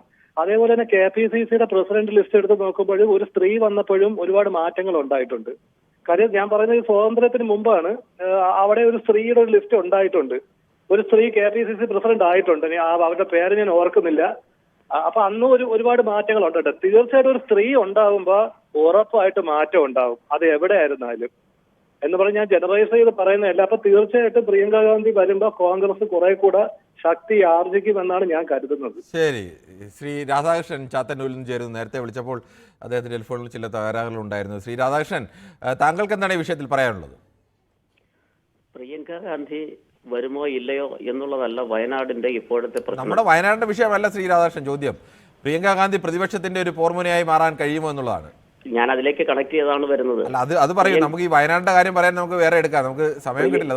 പ്രിയങ്ക ഗാന്ധി ഇന്ത്യൻ രാഷ്ട്രീയത്തിൽ വന്നു എന്ന് കരുതി പ്രത്യേകിച്ച് ഒന്നും സംഭവിക്കാൻ പോകുന്നില്ല. ജനോപകാരപ്രദമായിട്ടുള്ള എന്തെങ്കിലും നടക്കണമെങ്കിൽ അവർ കൂടുതൽ MP-മാരെ ഉണ്ടാക്കാൻ നോക്കണം. ഇന്ത്യ മുന്നണിയുടെ കീഴിൽ അധികാരം പിടിക്കുവാൻ നോക്കണം. അധികാരം പിടിക്കാതെ അവിടെ ബഹളം വെച്ചിട്ടോ പാർലമെന്റിൽ നിന്ന് ഇറങ്ങിപ്പോയിട്ടോ അതൊക്കെ കഴിഞ്ഞ 10 വർഷമായിട്ട് നമ്മൾ കണ്ടുകൊണ്ടിരിക്കുകയല്ലേ. പ്രത്യേകിച്ച് ജനങ്ങൾക്ക് ഒന്നും ഉണ്ടാകാൻ പോകുന്നില്ല. കോൺഗ്രസ് ആയാലും ഇന്ത്യ മുന്നണി ആയാലും ചെയ്യേണ്ടത് ജനങ്ങളുടെ ഇടയിലേക്ക് ഇറങ്ങിച്ചെന്ന് ജനങ്ങളെ ആകർഷിക്കുവാൻ BJP എന്തുവാണോ ചെയ്തുകൊണ്ട് വോട്ട് പിടിച്ച് അവർ MP-മാരെ കൂട്ടുന്നത്, അതുപോലെ ജനങ്ങൾ ആകർഷിക്കുവാനുള്ള തന്ത്രങ്ങൾ ആവിഷ്കരിക്കുകയാണ് പ്രിയങ്ക ഗാന്ധിയും ഇന്ത്യ മുന്നണിയും ചെയ്യേണ്ടത്. കസവ് സാരി ഉടുത്തതുകൊണ്ടോ ഭരണഘടന പൊക്കി കാണിച്ചതുകൊണ്ടോ ഒന്നും പാവപ്പെട്ടവന്റെ പട്ടിണിക്ക് പരിഹാരമാകുകയില്ല. അവര് ഖദറായിരുന്നു കൊടുക്കേണ്ടത്. സോണിയാഗാന്ധി പ്രിയങ്ക ഗാന്ധി എന്ന് ഉടുക്കേണ്ടിയിരുന്നത് ഖദറായിരുന്നു കോൺഗ്രസ്സുകാരി, അല്ലാതെ പട്ടുസാരി ഖദറാണോ മറ്റതാണോ ആ സാരി ഖദറാണോ ഇല്ലയോ എന്ന് എനിക്കറിയില്ല. എന്തായാലും നമുക്ക് TV-യിൽ കണ്ടുള്ളതാണ്. അത് കണ്ടത് കസവ് സാരി പോലെയാണ് തോന്നിയത്. അതിനെക്കുറിച്ച് അറിയില്ല. എന്തായാലും അവരുടെ ഭരണഘടന ഉയർത്തിപ്പിടിച്ചതിനെ നമുക്ക് അത് പാവപ്പെട്ടവർ ഗുണം ചെയ്യില്ല എന്ന് പറയാൻ കഴിയില്ല. ഇന്ത്യയിലെ പാവപ്പെട്ടവർ ഗുണം ഉണ്ടാവണമെങ്കിൽ ഭരണഘടനയെ ഉയർത്തിപ്പിടിച്ച് തന്നെ നമ്മുടെ രാജ്യം നിൽക്കേണ്ടത് അനിവാര്യമാണ്. ഈ രാജ്യത്തിൻ്റെ നട്ടെല്ല് എന്ന് പറയുന്നത് ആ ഭരണഘടനയാണ്. ശ്രീ ഗോപകുമാറാണ് ചേരുന്നത്. ശ്രീ ഗോപകുമാർ, താങ്കൾക്ക് എന്ത് തോന്നുന്നു? പ്രിയങ്ക ഗാന്ധി വരുമ്പോൾ കുറെ കൂടി അഗ്രസീവ് ആവുമോ പ്രതിപക്ഷം? പ്രേമനാണ് കണ്ണൂരിൽ നിന്നും. ശ്രീ പ്രേമൻ, താങ്കൾക്ക് പറയാം. ഹലോ പ്രേമൻ, കേൾക്കാം. കേൾക്കുന്നുണ്ടാ? വന്നതെല്ലാം നല്ലത് തന്നെ. ഇത് മണിയോടിക്കും എന്ന് പറഞ്ഞു കഴിഞ്ഞാൽ ഒരു ഭരണപക്ഷത്തിൽ ഇത്രപാട് MP-മാരുണ്ടല്ലേ, ഇത്ര ആളും. അപ്പൊ മോദി ചെയ്തെല്ലാം തെറ്റാണോ? അല്ലല്ലോ. അപ്പൊ ഇതിൽ നിന്നുള്ള ഒരു കാരണം പറയാന്ന് വെച്ചാല് വികസനം വരൂല. ഈ പാർലമെന്റില് എന്ത് നിയമം വന്നാലും എതിർത്ത് കഴിഞ്ഞാൽ ഇതിന് വികസനം വരൂല. അപ്പൊ നാട് നന്നാവൂല എന്നാണ് എന്റെ അഭിപ്രായം. എന്താണ് പാർലമെന്റിൽ അന്നേരം ചർച്ചകൾ വേണ്ടേ? ഏകപക്ഷീയമായി നടപ്പാക്കാൻ വേണ്ടിയല്ലല്ലോ പാർലമെന്റ് ഉള്ളത്. പ്രതിപക്ഷത്തിന്റെ സ്വരം കൂടി കേൾക്കാന്നുള്ളതല്ലേ ആവശ്യം? സാറ് ചർച്ചകൾ വേണം. ഈ ബഹളം വെക്കേണ്ടി വരുന്നത് പ്രതിപക്ഷത്തിന് പലപ്പോഴും അവർ ഉന്നയിക്കുന്ന പ്രധാനപ്പെട്ട ആവശ്യങ്ങളെ സർക്കാർ അവഗണിക്കുമ്പോഴല്ലേ പ്രതിപക്ഷത്തിന് ബഹളം വെക്കേണ്ടി വരുന്നത്. ബഹളം വെക്കൽ എന്ന് പറഞ്ഞ ഒരു ചർച്ച എന്ന് പറഞ്ഞു കഴിഞ്ഞാൽ ബഹളമല്ല. മണിപ്പൂർ പോലുള്ള വിഷയം ചർച്ച ചെയ്യാൻ സർക്കാർ തയ്യാറാവുന്നില്ലെങ്കിൽ പ്രതിപക്ഷം വിടാതെ ഇരുന്ന് കേട്ടോണ്ടിരിക്കണം എന്നാണ് താങ്കൾ പറയുന്നത്? അനാവശ്യ കാര്യങ്ങൾക്ക് ചർച്ച ചെയ്യുമ്പോൾ മണിപ്പൂർ അനാവശ്യ വിഷയമാണോ? ഏത് മണിപ്പൂർ ഒരു അനാവശ്യ വിഷയമാണോ? മണിപ്പൂരിൽ ഇന്നലെ തുടങ്ങിയ പ്രശ്നമാണോ? പക്ഷെ അവിടെ ആളുകൾ കൊല്ലപ്പെടുമ്പോൾ മണിപ്പൂര് ഇത് എപ്പം തുടങ്ങിയ പ്രശ്നം? അതുകൊണ്ട് അത് ചർച്ച ചെയ്യേണ്ട. എപ്പം തുടങ്ങിയ പ്രശ്നമായിട്ട് പോലും പരിഹരിക്കാൻ കഴിയുന്നില്ലെങ്കിൽ അത് ചർച്ച ചെയ്യണ്ടേ? കോൺഗ്രസ് ഭരിക്കുന്ന സമയത്ത് മണിപ്പൂരിൽ അതുകൊണ്ട് ഈ പ്രശ്നം കോൺഗ്രസ് ഭരിക്കുന്ന സമയത്ത് അവിടെ പ്രശ്നം ഉണ്ടെങ്കിൽ ഈ പിന്നീട് വരുന്നവർ ഭരിക്കുമ്പോൾ അതേ പ്രശ്നം ഉണ്ടായിക്കോട്ടെ എന്നാണോ? അവിടെ ഭരിക്കുമ്പോൾ തീർക്കാൻ നോക്കുമ്പോൾ പുറത്തുള്ള വോട്ടർ വന്നിട്ട് അവിടെ പുറത്തുള്ള കൂട്ടരൊന്നുമല്ല പ്രശ്നം ഉണ്ടാക്കുന്നത്, അത് അകത്തുനിന്ന് തന്നെയാണ് പ്രശ്നം. എങ്ങനെയായാലും പുറത്തുനിന്ന് വന്നാലും അകത്തുനിന്ന് വന്നാലും അത് പരിഹരിക്കേണ്ട ഉത്തരവാദിത്തം സർക്കാരിനുണ്ട്. അത് പരിഹരിച്ചില്ലെങ്കിൽ സർക്കാർ പരാജയമാണെന്ന് ജനത്തിന് പറയേണ്ടി വരും. ഈ സർക്കാർ അവിടെ ഒന്നും ചെയ്യുന്നില്ല എന്നാണ് നിങ്ങൾ പറയുന്നത്? സർക്കാർ വേണ്ടത് ചെയ്ത് ഇതുവരെ സമാധാനം ഉണ്ടാക്കാൻ കഴിയുന്നില്ല. ഒരു രണ്ട് വിഭാഗം കൂട്ടർ അടി കഴിയുമ്പോൾ എന്തോ ആയിക്കോട്ടെ, 2 വിഭാഗമോ 4 വിഭാഗമോ എന്നുള്ളതല്ല വിഷയം. ഒരു സ്ഥലത്ത് പരാജയം അങ്ങനെ ഉണ്ടാകുമ്പോൾ അത്തരം വിഷയങ്ങൾ ചർച്ച ചെയ്യണമെന്ന് പാർലമെന്റിൽ ആവശ്യപ്പെട്ടാൽ സ്വാഭാവികമായും ബഹളം ഉണ്ടാവും. അത് ഇനി നേരത്തെ പ്രതിപക്ഷം BJP പ്രതിപക്ഷമായിരുന്ന സമയത്ത് അവർ പറയുന്ന കാര്യങ്ങളൊക്കെ ഇവർ ചർച്ച ചെയ്തിട്ടുണ്ടോ? ഇല്ല. അപ്പോഴും ഇതിനേക്കാൾ വലിയ ബഹളങ്ങൾ ഉണ്ടായിട്ടുണ്ട്.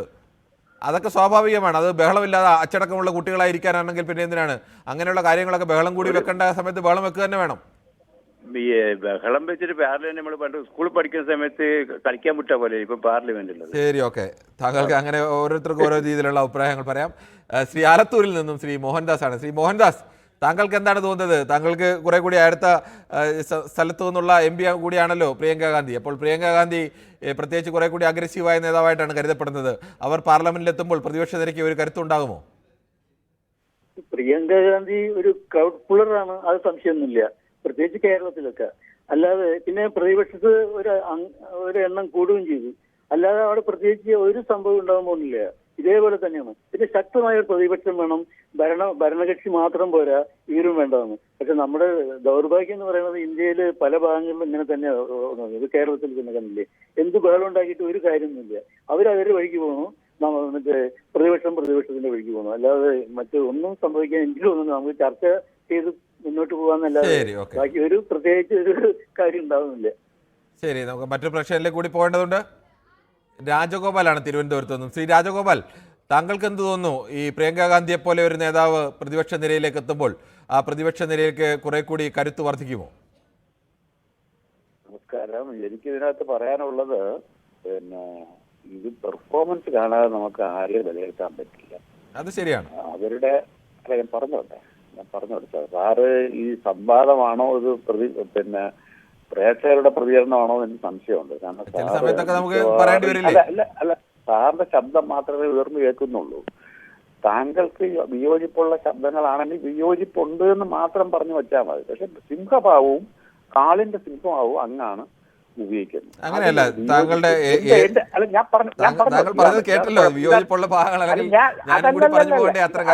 അതല്ല ഞാൻ പറഞ്ഞോട് സാർ, എന്നോടുള്ള വിയോജിപ്പുണ്ടെങ്കിൽ താങ്കൾക്ക് വിയോജിക്കുക. അതല്ലാതെ താങ്കൾ സംസാരിച്ചിരിക്കുന്ന ഒരുതരം ഏകാധിപതിയെ പോലെയുള്ള ഒരു എതിർ ശബ്ദങ്ങളെ അടിച്ചമർത്തുന്ന ഒരു രീതിയുണ്ട് സാർ. അത് ഒരു ജനാധിപത്യ രീതിയിൽ പ്രത്യേകിച്ച് നിങ്ങളെ പോലെയുള്ള പത്രപ്രവർത്തകരുടെ ഭാഗത്ത് ഞങ്ങൾ പ്രതീക്ഷിക്കുന്നു. നിങ്ങളൊരു വലിയ സംഘടനയുടെ സംസ്ഥാന ഭാരവാഹി, സംഘടനയുടെ സംസ്ഥാന ഭാരവാഹി എന്ന നിലയ്ക്കല്ല ഇത്, ഇവിടുത്തെ ചാനലിലെ ആങ്കർ എന്ന നിലയ്ക്കാണ് ഇതിൽ ചർച്ച ചെയ്യുന്നത്. ആയിക്കോട്ടെ സാർ, ആയിക്കോട്ടെ. പറഞ്ഞോളൂ, താങ്കൾ പറഞ്ഞു കഴിഞ്ഞ് പറയാം. വ്യക്തിപരമായ ഒരു അതാണ് അതൊരു ജനാധിപത്യ മര്യാദ. അത് ഞാൻ ആകാംക്ഷിക്കും, താങ്കൾ പ്രതീക്ഷിക്കും. അപ്പൊ താങ്കള് ഒരു എതിർ ശബ്ദം വന്നാൽ അല്ലെങ്കിൽ താങ്കളുടെ താല്പര്യത്തിന് വിരുദ്ധമായ, അല്ലെങ്കിൽ ഞാൻ പറയുന്നത് തെറ്റായിക്കോട്ടെ, ഇത് തെറ്റാണ് എന്ന് കേട്ടിട്ട് മറുപടി പറയാനുള്ള ഒരു സാവകാശം അങ്ങയിൽ നിന്ന് ഞാൻ പ്രതീക്ഷിക്കുന്നു. അതൊരു ജെന്റിൽ ടോക്കാണ്. അത് അങ്ങേരിൽ നിന്ന് ഉണ്ടാകണം. ഇതിനെ സംബന്ധിച്ച് നിങ്ങളുടെ ക്വസ്റ്റ്യനിലേക്ക് ഞാൻ വരാം. ഈ ക്വസ്റ്റ്യനിലേക്ക് എന്റെ പ്രതികരണം അവരുടെ പെർഫോമൻസ് കണ്ടിട്ട് മാത്രമേ പറ്റൂ. അവർ രാജീവ് ഗാന്ധിയുടെ മകളാണ്, സോണിയാഗാന്ധിയുടെ മകളാണ്, ഇന്ദിരാഗാന്ധിയുടെ പിന്നെ ചെറുമകളാണ്, നെഹ്റുവിന്റെ മകളുടെ മകളാണ്, മകളുടെ മകളാണ്. ആയിക്കോട്ടെ ഞാൻ പറഞ്ഞോട്ടെ. ഇത് പറ്റിയിട്ട് നമുക്കൊന്നും പറയാനൊക്കില്ല. പിന്നെ നമ്മുടെ ജനാധിപത്യത്തിന്റെ ഒരു ഇതുണ്ട്. ഒരു ജനപ്രതിനിധിയെ തിരഞ്ഞെടുത്തു, ഒരു 2-3 പെർഫോമൻസ് കഴിഞ്ഞതിന് ശേഷം നമുക്ക് അതിനെക്കുറിച്ച് ശരി, ഓക്കെ. അപ്പോൾ താങ്കൾ ആദ്യം താങ്കളുടെ അഭിപ്രായം വ്യക്തമാണ്. എന്തായാലും ഞാൻ എൻ്റെ അഭിപ്രായത്തോട് യോജിക്കുന്നവരും വിയോജിക്കുന്നവരുമായ ഒരുപാട് ആളുകളുണ്ട്. ഞാൻ വ്യക്തിപരമായ അത്തരം അഭിപ്രായ പ്രകടനങ്ങളല്ല നടത്തുന്നത്. പൊതു അഭിപ്രായ പ്രകടനങ്ങൾ നടത്തുമ്പോൾ അതിൽ മോശമായ രീതിയിലേക്കുള്ള അഭിപ്രായ പ്രകടനങ്ങൾ വരുമ്പോൾ സ്വാഭാവികമായും അവർ സംസാരിച്ച് കഴിയട്ടെ, അവർ സംസാരിക്കുന്നതിന് അവസാനം വരെ നിൽക്കാം എന്ന് കരുതി നമുക്ക് ഇടപെടാതിരിക്കാൻ കഴിയില്ല. അത് സ്വാഭാവികമായും ഇടപെടേണ്ടി വരും. ഇനിയായാലും അത്തരം കാര്യങ്ങളിൽ ഇടപെടേണ്ടി വരും. ഞാൻ നേരത്തെയും പൊതുവേദിയിൽ പറഞ്ഞിട്ടുണ്ട്, വിമർശനങ്ങൾ എത്ര ശക്തമായി വേണമെങ്കിലും ഉന്നയിക്കാം, ആർക്കെതിരെ വേണമെങ്കിലും ഉന്നയിക്കാം, ഏതെങ്കിലും ഒരു പക്ഷം പിടിച്ചല്ല ഞങ്ങൾ നിൽക്കുന്നത്. പക്ഷേ വിമർശനം ഉന്നയിക്കുമ്പോൾ ആ വിമർശനം ഉന്നയിക്കുന്ന വ്യക്തിക്കെതിരെ മോശപ്പെട്ട രീതിയിൽ ഒരു പൊതുവേദിയിൽ സംസാരിക്കാൻ കഴിയാത്ത രീതിയിലേക്കാണ് വിമർശനം ഉന്നയിക്കുന്നതെങ്കിൽ ആ സ്വാഭാവികമായും പറയും. ഇപ്പോൾ തുടക്കത്തിൽ തന്നെ പറഞ്ഞു, നരേന്ദ്രമോദിക്കെതിരെ മോശപ്പെട്ട രീതിയിൽ പറഞ്ഞപ്പോൾ പറഞ്ഞു അങ്ങനെ മോദിക്കെതിരെ മോശപ്പെട്ട രീതിയിൽ പറയരുത്. പക്ഷേ നരേന്ദ്രമോദി പ്രധാനമന്ത്രി എന്ന നിലയിൽ ചെയ്യുന്ന പ്രവർത്തനങ്ങൾക്കെതിരെ അവർക്ക് വിമർശനമുണ്ടെങ്കിൽ അത് എത്ര ശക്തമായി വേണമെങ്കിലും ഉന്നയിക്കുക. അതേ നിലപാട് തന്നെയാണ് മുഖ്യമന്ത്രിക്കെതിരെ ആയാലും ഏത് ഭരണാധികാരിക്കെതിരെ ആയാലും. വ്യക്തിപരമായിട്ടല്ല ആളുകളെ ആക്രമിക്കേണ്ടത്. അവർ മോശക്കാരാണ്, കൊള്ളരുതാത്തവരാണ് എന്ന് പറഞ്ഞിട്ടല്ല. അവരുടെ ഭരണത്തിൽ വീഴ്ച ഉണ്ടെങ്കിൽ അത് ശക്തമായി തന്നെ പറയാം. മണിപ്പൂരിൻ്റെ വിഷയത്തിലാണ് പറഞ്ഞത്. മണിപ്പൂരിൽ വീഴ്ച ഉണ്ടായത് അവർ പറഞ്ഞാൽ അവരെ അനുവദിക്കുകയും ചെയ്തു. പക്ഷേ പ്രധാനമന്ത്രി മോശക്കാരനാണ് എന്ന് പറയുമ്പോൾ അത് ആ തിരുത്തേണ്ട ഉത്തരവാദിത്തം കൂടി ആങ്കർ എന്ന നിലയ്ക്കുണ്ട്. അത് ജനാധിപത്യ മര്യാദ തന്നെയാണ്. അതുകൊണ്ട് തന്നെയാണ് അത്തരം കാര്യങ്ങൾ തിരുത്തുന്നത്. എല്ലാ ജനങ്ങളും ഇതെല്ലാം അറിഞ്ഞു വെച്ചുകൊണ്ടാവണം വിളിക്കുന്നത് എന്നില്ല. സാധാരണക്കാരായ ജനങ്ങളൊക്കെ വിളിക്കുമ്പോൾ അത്തരം തെറ്റുകൾ ഉണ്ടാകുന്നെങ്കിൽ അത് തിരുത്തുക എന്ന ഉത്തരവാദിത്തം കൂടിയുണ്ട്. അതിൻ്റെ ഭാഗമായിട്ടാണ് ആ തരത്തിൽ ഇടപെടുന്നത്. ചിലർക്ക് അത് ഇഷ്ടപ്പെടില്ല, അവരുടെ അഭിപ്രായത്തെ നമ്മൾ വിലമതിക്കുന്നില്ല അല്ലെങ്കിൽ തള്ളിക്കളയുന്നതായി തോന്നും. പക്ഷേ അങ്ങനെ ചെയ്യുകയല്ലാതെ ഇത്തരം ഒരു പൊതുവേദിയിൽ നിർവാഹമില്ല എന്നത് കൂടി അറിയിക്കുകയാണ്. മറ്റൊരു പ്രേക്ഷകനിലേക്ക് പോകുന്നതിന് മുമ്പ് ഒരു ചെറിയ ഇടവേളയിലേക്ക്.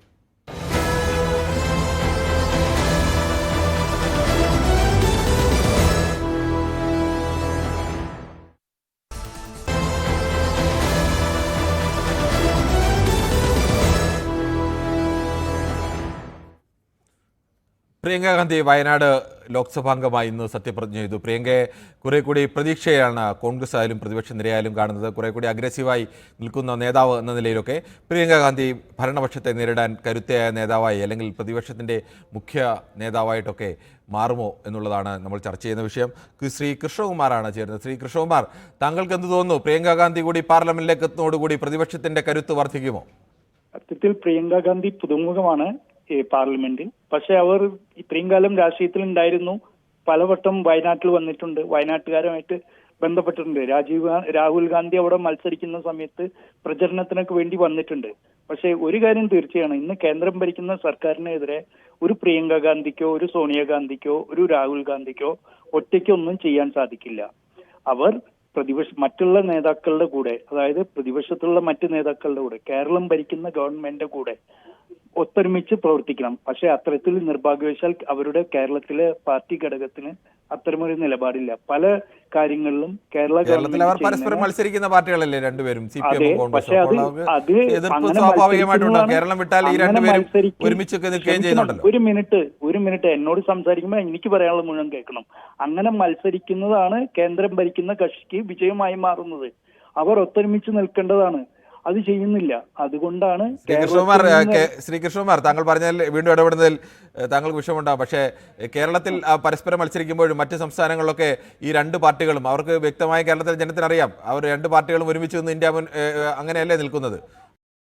കേരളത്തിൽ ഒരുമിക്കണമെന്ന് പറഞ്ഞാൽ അർത്ഥമുണ്ടോ? നമുക്ക് കേരളത്തിന് അവകാശപ്പെട്ട വിഹിതം കിട്ടുന്നില്ല. അതുകൊണ്ട് അതല്ലല്ലോ നമ്മുടെ വിഷയം, അതല്ലല്ലോ. അവിടെ കേരളത്തിൽ യോജിക്കുക എന്ന് പറയുന്നത് കഴിയില്ല. ഒരു ചെറിയ ഉദാഹരണം ചോദിക്കട്ടെ. പാലക്കാട് നഗരസഭ ഭരിക്കുന്നത് BJP ആണ്. പാലക്കാട്ടിലെ MLA MP കോൺഗ്രസിന്റെയാണ്.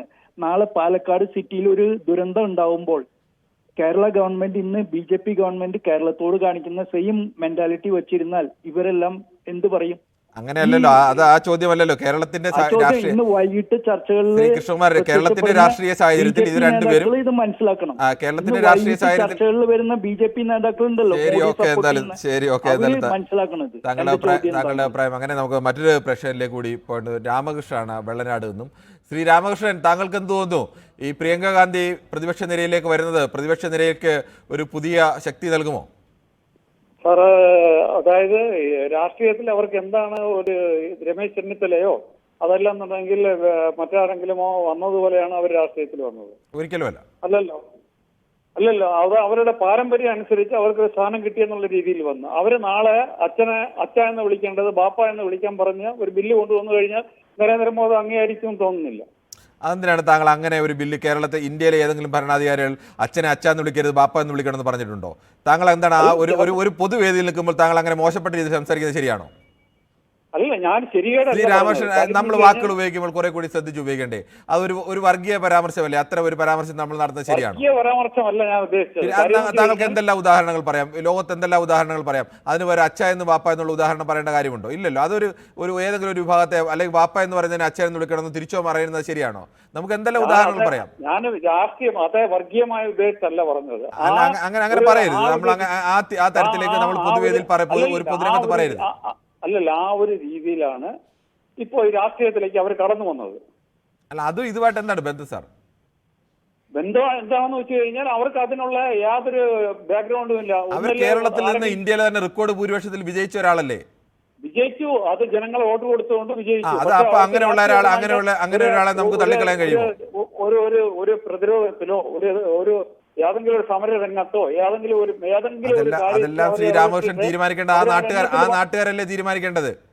അവർ ഇന്ത്യയിൽ തന്നെ ഇന്ത്യൻ പ്രധാനമന്ത്രി നരേന്ദ്രമോദിയേക്കാൾ വലിയ ഭൂരിപക്ഷത്തിൽ വിജയിച്ച് പാർലമെന്റിൽ എത്തിയ ആളാണ്. അങ്ങനെ ഒരാളെ എങ്ങനെയാണ് നമ്മൾ തള്ളിക്കളയുന്നത്? ഒരു പാരമ്പര്യം അനുസരിച്ച് ഒരു സിറ്റുവേഷൻ കിട്ടുന്നു, അതനുസരിച്ച് അത് താങ്കൾ തുടക്കത്തിൽ പറഞ്ഞപ്പോൾ ഞാനും അംഗീകരിച്ചല്ലോ.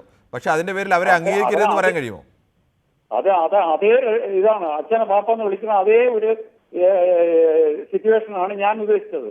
ശരി, ഓക്കെ. എന്തായാലും താങ്കളുടെ അഭിപ്രായം അങ്ങനെ നമ്മൾ എപ്പോഴും ഒരു പരസ്യമായ വേദിയിൽ അഭിപ്രായങ്ങൾ പറയുമ്പോൾ കുറെ കൂടി ശ്രദ്ധിക്കണം എന്നുള്ള ഒരു ഓർമ്മപ്പെടുത്തൽ കൂടി പ്രേക്ഷകരോട് പറയുകയാണ്.